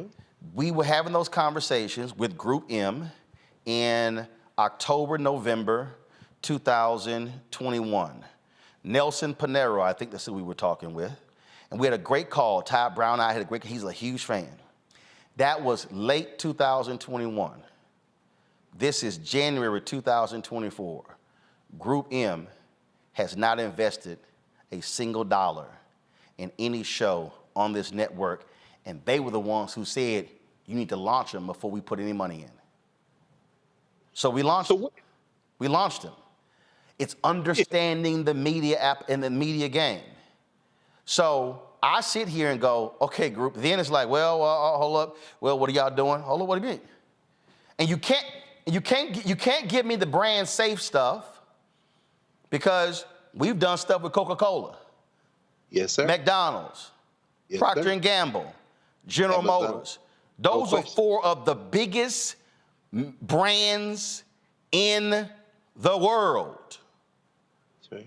Because you've got individuals with these ad agencies and inside of these companies. And let me be real clear, we've talked to OMD, Mediacom, we've talked to Horizon, all of these different people. And it's to say, brand safe. But guess what ads we see on Tubi? We've done a content analysis. They've had some raunchy stuff air on Tubi. Oh, sure. Oh, sure. And guess what? Sure. You see many of those ads running in between those shows. So I need the audience to now understand when we are talking about this ad agency that represents these brands refuse to spend money with us, our response has to be like Dr. King said on April 3rd, 1968, we're not going to spend money with them. But as long as black people are so, oh my God, we've been entertained. As long as we keep watching, they're going to keep feeding us. And as long as we keep clicking that button and the algorithm's like, oh, they want more of that, they're going to keep feeding it. And then people then go, well, man, I don't understand why we can't build no black wealth. You cannot build black wealth if you haven't built something that can attract the dollars and then allow you to grow it in scale to be able to get bigger. The offices that we are in was an architecture company, y'all. They moved out of the office here and here. Yes, sir. If we were listen to me clearly, y'all. If we were getting our fair share of dollars right now, Black Star Network should be doing bare minimum $10 million in revenue a year. Yes, sir. If we were doing $10 million revenue a year, I would have that office and that office. You would have at least 30 to 40 people working for us. More shows, more content, doing the things that we actually say. Yes, sir. Y'all, that's what's going on here.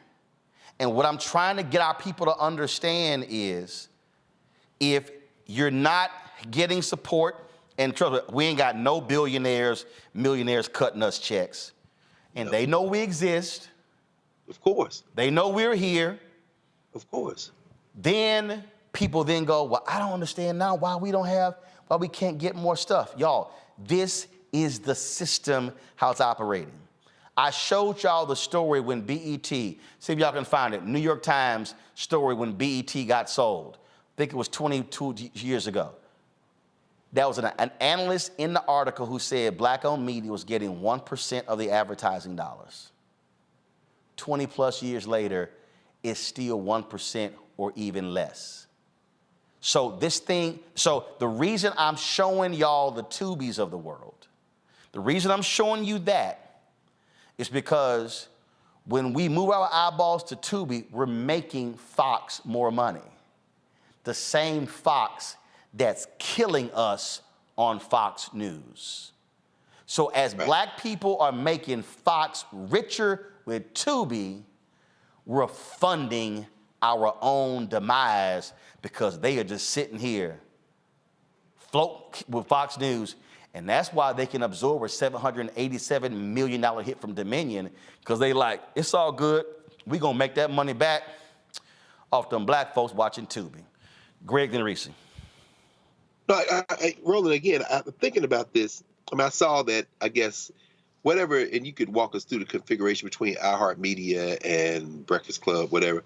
I saw Tiffany Cross, Angela Ryan, Andrew Gillum just launched a podcast or something, and they showed it on Tamron Hall. Now they launched their podcast, and I think about the quality again. The question of quality here, real news, hard news, and really putting people into the platform space who need to be heard. Everyone, all the stuff going on around the country, and I think about this in terms of quality. And again, this isn't any shade at Lenore McKelvey, but he's not a journalist.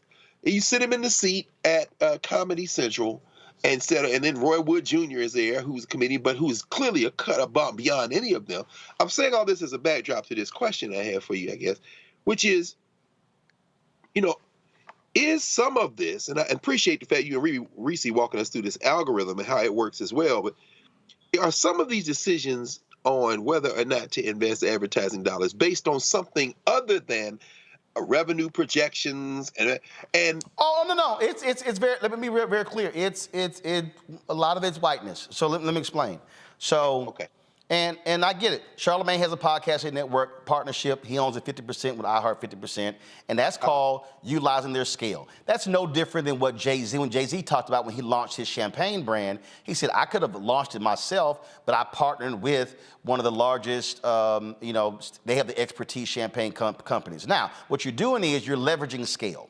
You're leveraging, so by launching the podcast network, Charlamagne's whole deal is, I'm going to leverage iHeart Radio scale. They own all these radio stations. They own these other podcasts. They have all of these salespeople. They already have the relationships with advertisers. And so therefore, it's a scale issue.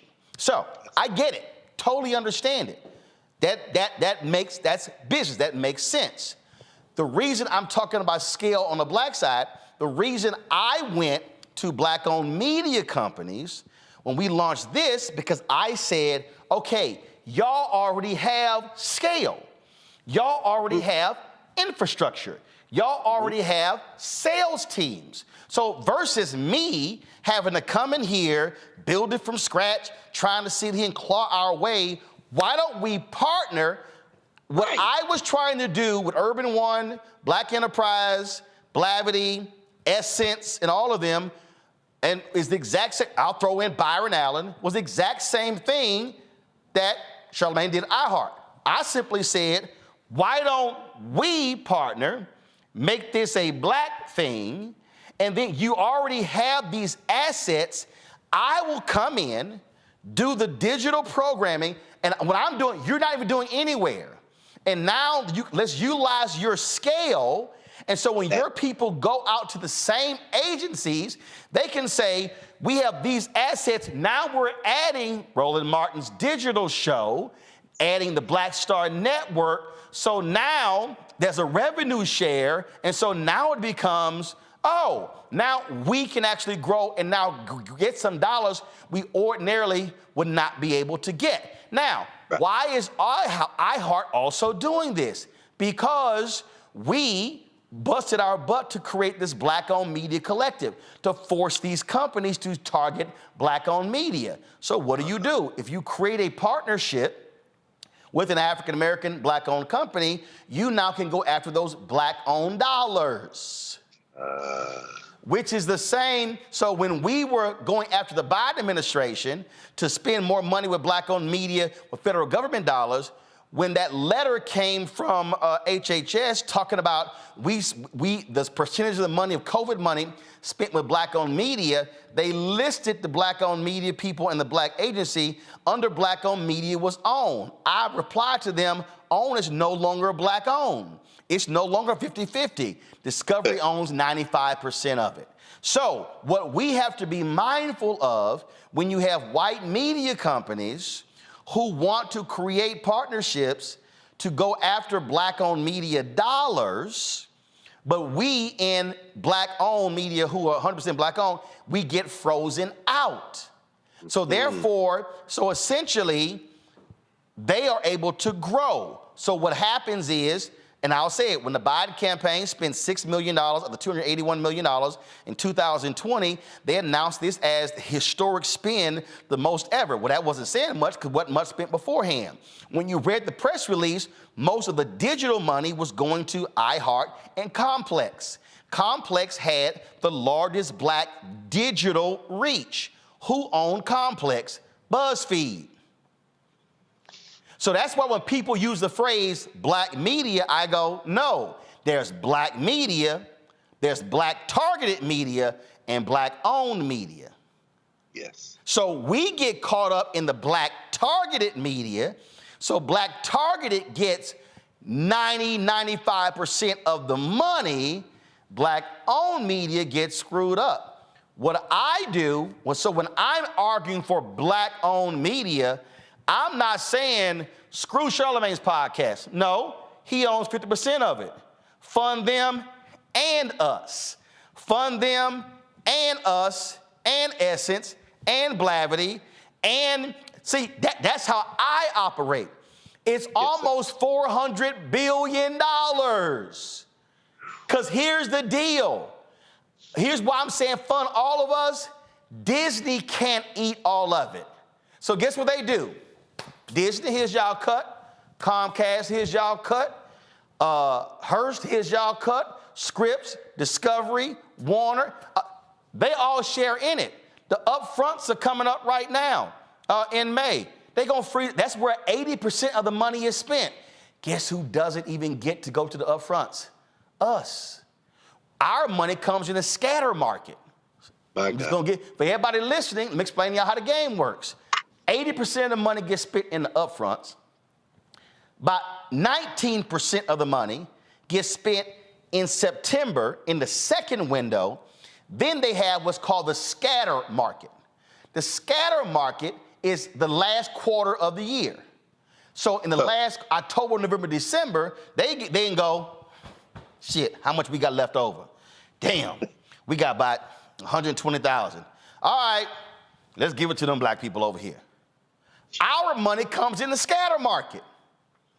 Our money don't come in the upfronts. That's the system. And so the reason we can't grow is because if I can't get more ad money, I can't do marketing. I guarantee you right now, we can blow up our numbers if I can run ads and run promos and do street teams and marketing, but I can't because my money is so tight. No, I got to watch every dollar. They don't. In this political year, every major media company right now is going, we're going to see a 40% increase in revenue. Every Sinclair, Liberty, all of them. And you know why they saying that? That's what's going to pay for them next year. And that's going to tide them over in 2025 because then they waiting for the midterms in 2026. And then they're going to make more money in the midterms. It's going to tide them over in 2027 and they waiting on the presidential in 2028. Those of us in black-owned media are completely frozen out in the presidential year. So therefore, we ain't got nothing left for 25. And then we holding on. I'm just gonna let y'all know, we did well in 2020. I need y'all to understand what we made and did in 2020 paid for a lot of our stuff in 2021. Yes, sir. I'm just trying to, so we are not, so black people, we are on, come on, this end. This is where we are, right? Turn the camera. This is where we are. We're here. This is black people right here. This black people. We got the remote. We are not in the offices. This is us right here. We are the eyeballs. We're not the ones who are deciding what you actually see. So why is Taraji Henson complaining about her salary? Because we ain't the ones who are funding the movies. Yes, sir. What did Tyler Perry say? Tyler Perry said he paid Cicely Tyson $1 million for 1 day of work because when she did Sounder, she got $8,000. Was it $8,000 or $3,000? She got like $8,000. Yes, sir. Cicely Tyson, in her last 10 to 15 years of life, Tyler Perry paid her what she had never gotten in her career. Tyler Perry said he's paid other female actresses a lot more money for 1 day or 2 days work because what they never got paid. Taraji said that her scale was set when Tyler paid her what she was actually worth. Ain't that interesting that it was somebody black who was the decision maker who paid Taraji her worth? Y'all, we gotta understand the economics of this. And everything y'all have heard us discuss in the last hour and 15 minutes, that literally is Dr. King's sermon on April 3rd, 1968.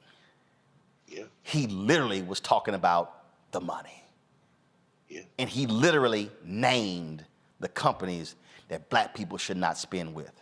He literally said to black people, invest and put your money in black banks and black insurance companies. He literally said in his sermon that black people are individually poor, but collectively we represent one of the largest economies in the world.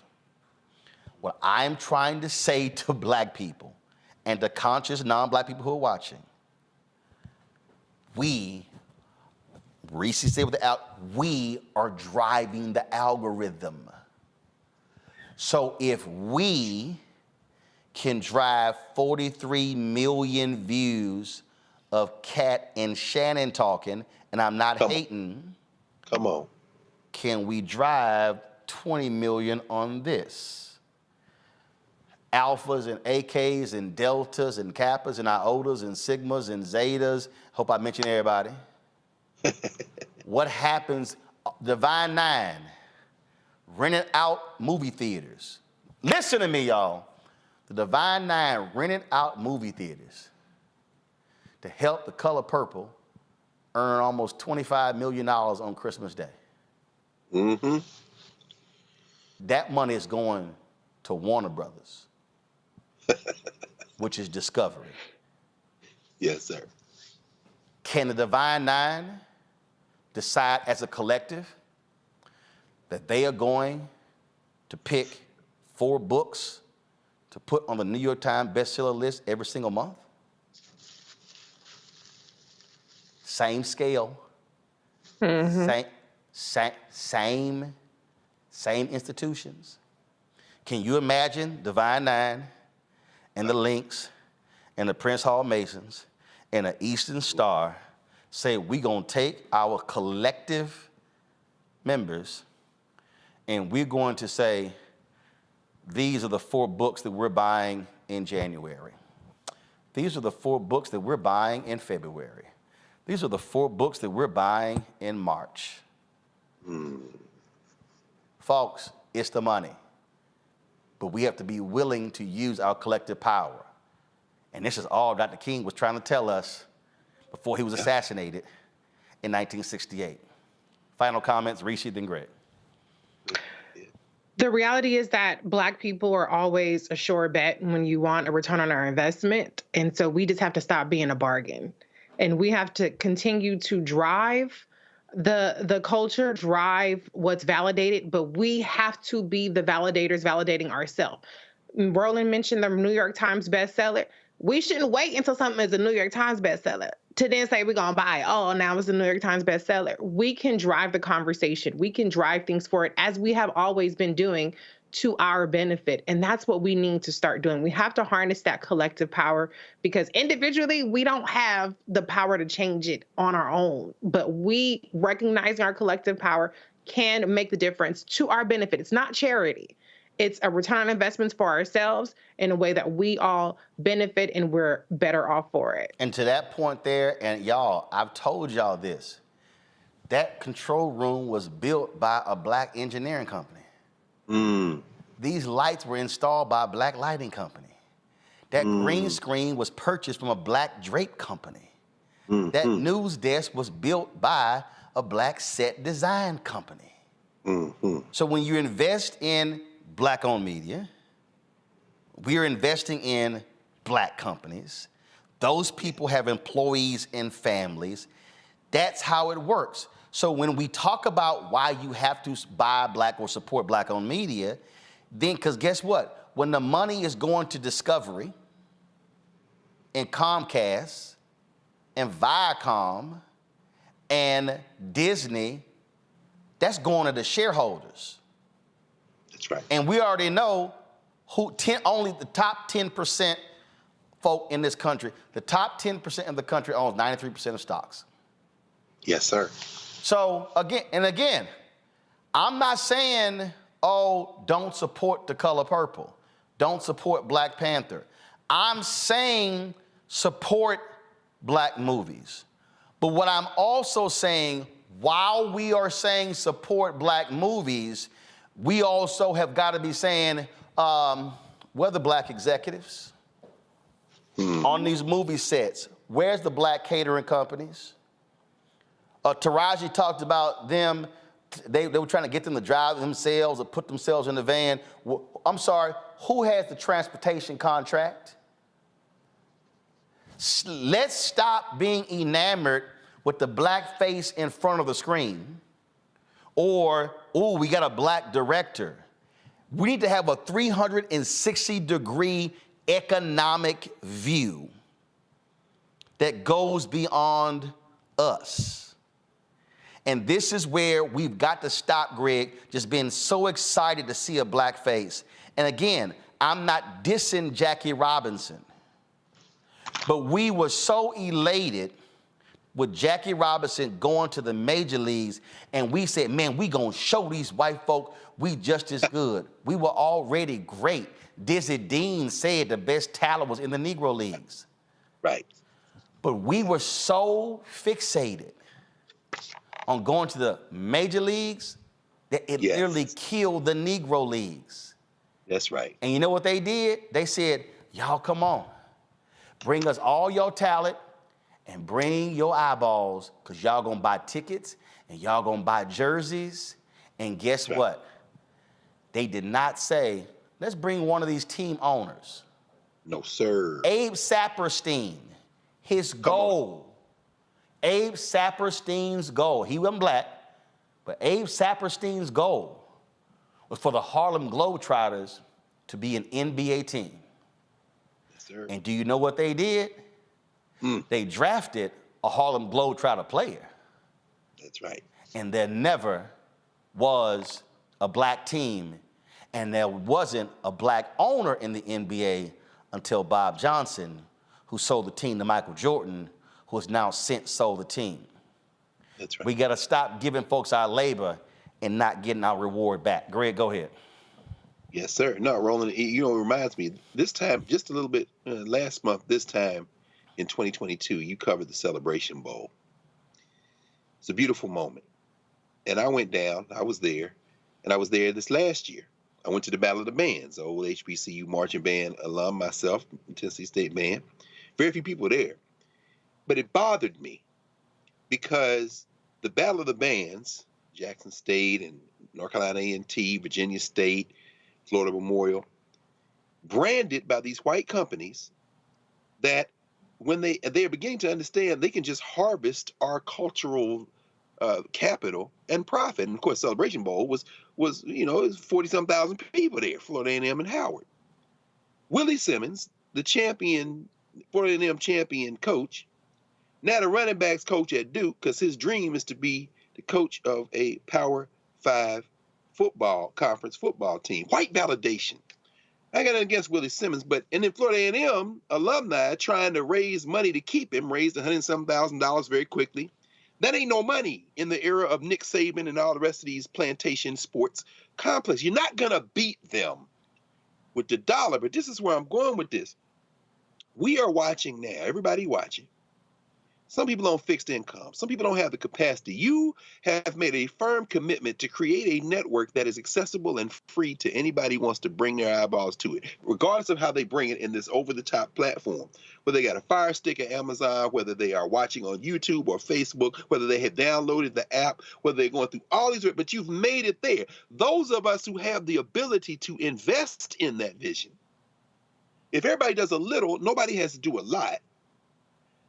You can't raise enough money to keep a football coach whose dream is to coach in the white league at the HBCU, but you can certainly make enough of a contribution to keep the clean glass of water standard of black news media available to all of us, particularly when these folks who are our open enemies will not invest in it, not only because they want to keep the money for themselves, because they know what will happen as our imaginations are fed and our information is fed by a standard of news that will, in fact, do the kind of things the black press used to do. This is why everyone who is able must invest in this space. If not for yourself, for the people who would but don't have it, who don't know yet that they need it.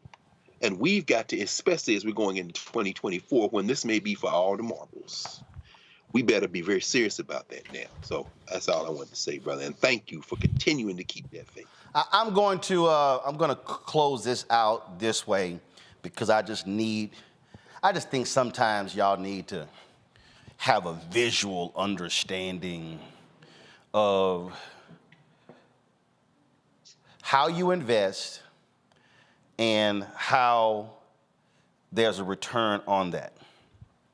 So we started the show off, and we played for you an interview that I had with Tennessee Representative Gloria Johnson. This is the interview right here. And I just want y'all, everybody watching, just understand.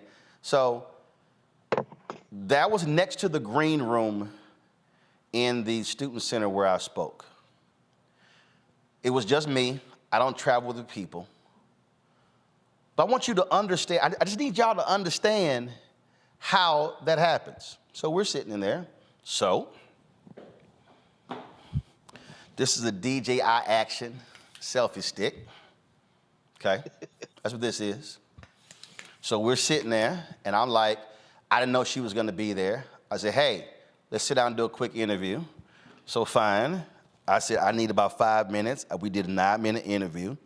So all I simply did was sit there and take this $49.99 selfie stick, this here, with this $399 DJI Action camera, and then put this here on here, and then take this $329 DJI Action wireless wireless microphone, connected to this particular camera that was already good lighting in there, and sat there and did the interview.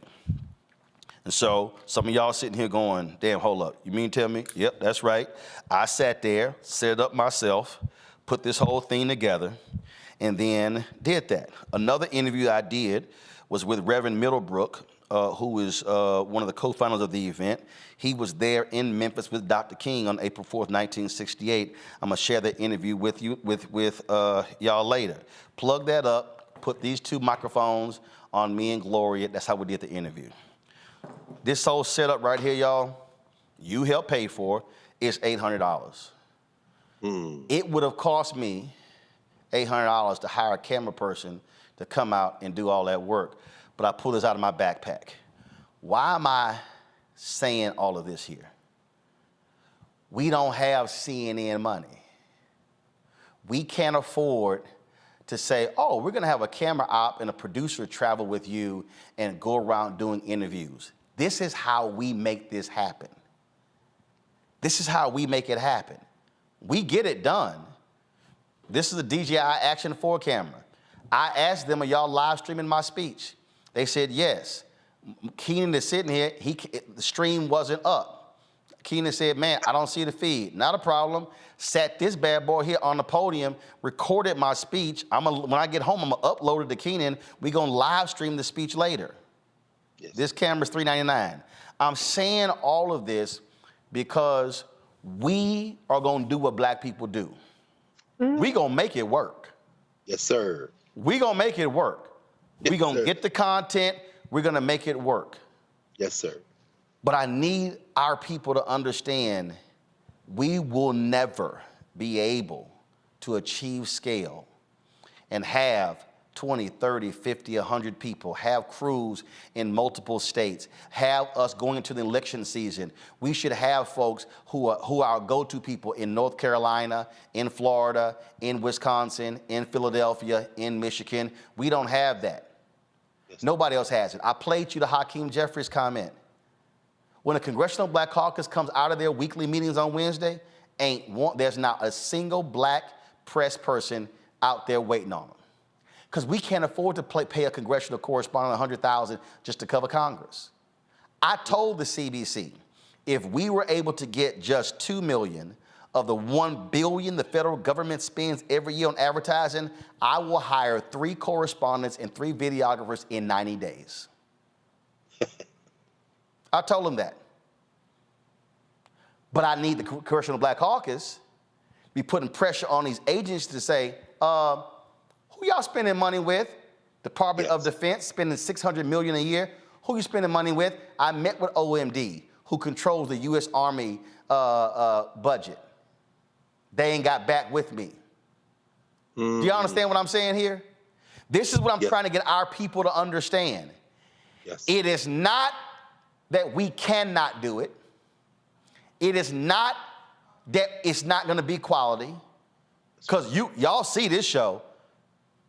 I was in Jamaica and I pulled up the show. I was like, and I never get to be on that. I said, damn, the show looked good. And there were some things I didn't like what I saw. Change this. Okay, I want y'all to tweak this here. But the bottom line is, I'll put this up against the other networks. Oh, no question. But we are never going to be able to cover more of what we need to cover as long as we are scrambling for dollars every single month. And so this year, let me be clear, I'm putting pressure on the political people.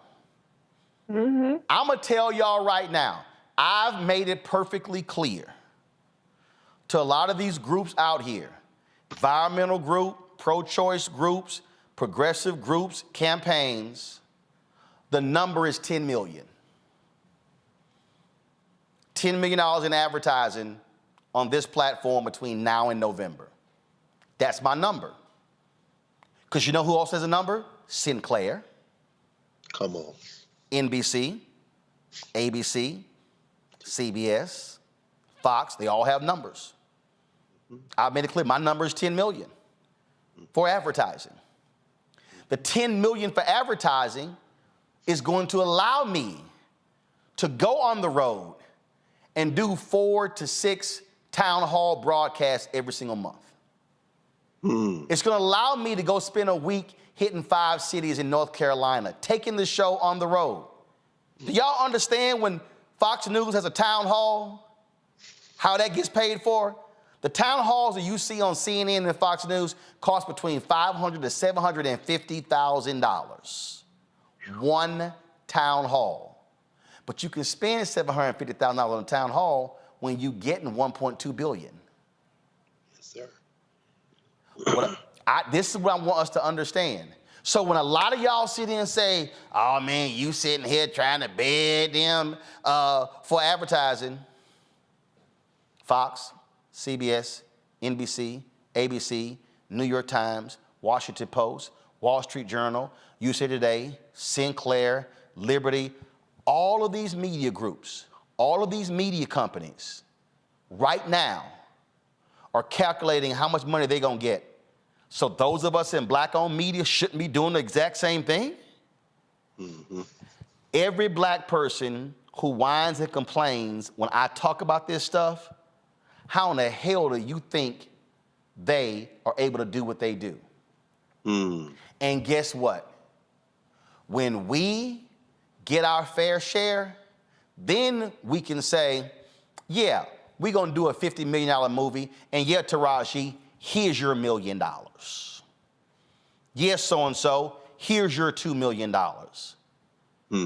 Every time you hear a story of a black movie, a black network, a black production having to do stuff and try to pull and put, it's because the money was not there. Y'all, it's there. They just don't want to spend it with us. Until we put that pressure on them to say, oh, that's going to be return on investment. I'm going to say it right now. General Motors, y'all didn't spend no money with us last year. I'm expecting an allocation in 2024. Toyota, it's a bunch of black people buy Toyotas. Where are y'all at? Ford, where are you at? Chrysler, where are you? Wagoneer, where are you? Hyundai, you got a black CEO. A lot of black folks buy Hyundais. Are you spending your fair share with black-owned media? That's just in the automotive sector. Pharmaceuticals. Oh, we know y'all love depending on black people. Pfizer, Johnson & Johnson, all these pharmaceuticals, where is the money? Black folks, when we get our fair share there, you're gonna see more shows, food shows. You're gonna see more specials. You're gonna see more show hosts. You're gonna see, guess what? A morning news show. You're gonna see weekend programming. The exact same way CNN and Fox and all were built, we can do the exact same thing. But as Dr. King said, we have to operate in the collective in order to make it happen. Reese and Greg, I appreciate y'all being on today's show. Thank you so very much. Folks, I hope you have a much better understanding of the media landscape. We started this thing off trying to explain to you how media drives narrative politically. We then segued into why progressives and liberals should be funding more of their own media so they're not sitting here saying, why is our messaging so bad? Then we segued into trying to explain to you the infrastructure on how we as black folks, how we drive the revenue of largely white media companies, Tubi, Disney, Comcast, and all of these different companies. And then we segued into black-owned media. This is not hard, y'all. We have the knowledge and the expertise and the know-how. We, as we gear up for Dr. King's birthday, should be doing the exact same thing he told us to do on April 3rd, 1968, and that is to use our power and make it clear, if you are not doing right by us, we are not going to do right by you. If you want to join our Bring the Funk fan club, our goal every year is this, folks. Our goal every year is to get 20,000 people of our fans to contribute on average $50. Now, if 15,000 people contribute $100, well, we achieve our goal. But the point is this: if our fan base is able to contribute $1 million, that really helps us out tremendously as we're fighting the battles to get the additional advertising dollars. And so you can see your check-in money order at P.O. Box 57196, Washington, D.C., 20037-0196. Cash App, $RM Unfiltered. PayPal, Martin Unfiltered. Venmo is RM Unfiltered. Zelle, Roland at RolandSMartin.com, Roland at RolandMartinUnfiltered.com. Folks, we do not have 100,000 downloads of our Black Star Network app. Let's hit that number. Download the Black Star Network app right now. We're on all platforms: Apple, Android, Apple TV, Android TV, Roku, Amazon Fire TV, Xbox One, Samsung Smart TV. Download on all of those platforms. You can watch our channel also on Plex TV. We're on Amazon News. Just go to Amazon Fire, check us out there. Amazon Freevee, and on Amazon Prime Video. Folks, that's it. I will see you guys tomorrow right here on Roland Martin Unfiltered, University of Tennessee, Knoxville. Thank you so very much. To the MLK Commission, thank you so very much. I'm going to be in Islip, New Jersey on Saturday for the MLK event. I'll be in Charlotte on Sunday. I will have a graphic for you, and then I'll be in Indianapolis at the Madam C.J. Walker Legacy Center on Monday. So I'm on the road Saturday, Sunday, Monday, back in studio on Tuesday. All right, folks, see you tomorrow. Halt! Black Star Network is here. Oh, no punch! I'm real revolutionary right now. Thank you for being the voice of Black America. All momentum we have now, we have to keep this going. The video looks phenomenal. See, there's a difference between Black Star Network and black-owned media and something like CNN. You can't be black-owned media and be scared. It's time to be smart. Bring your eyeballs home. You dig?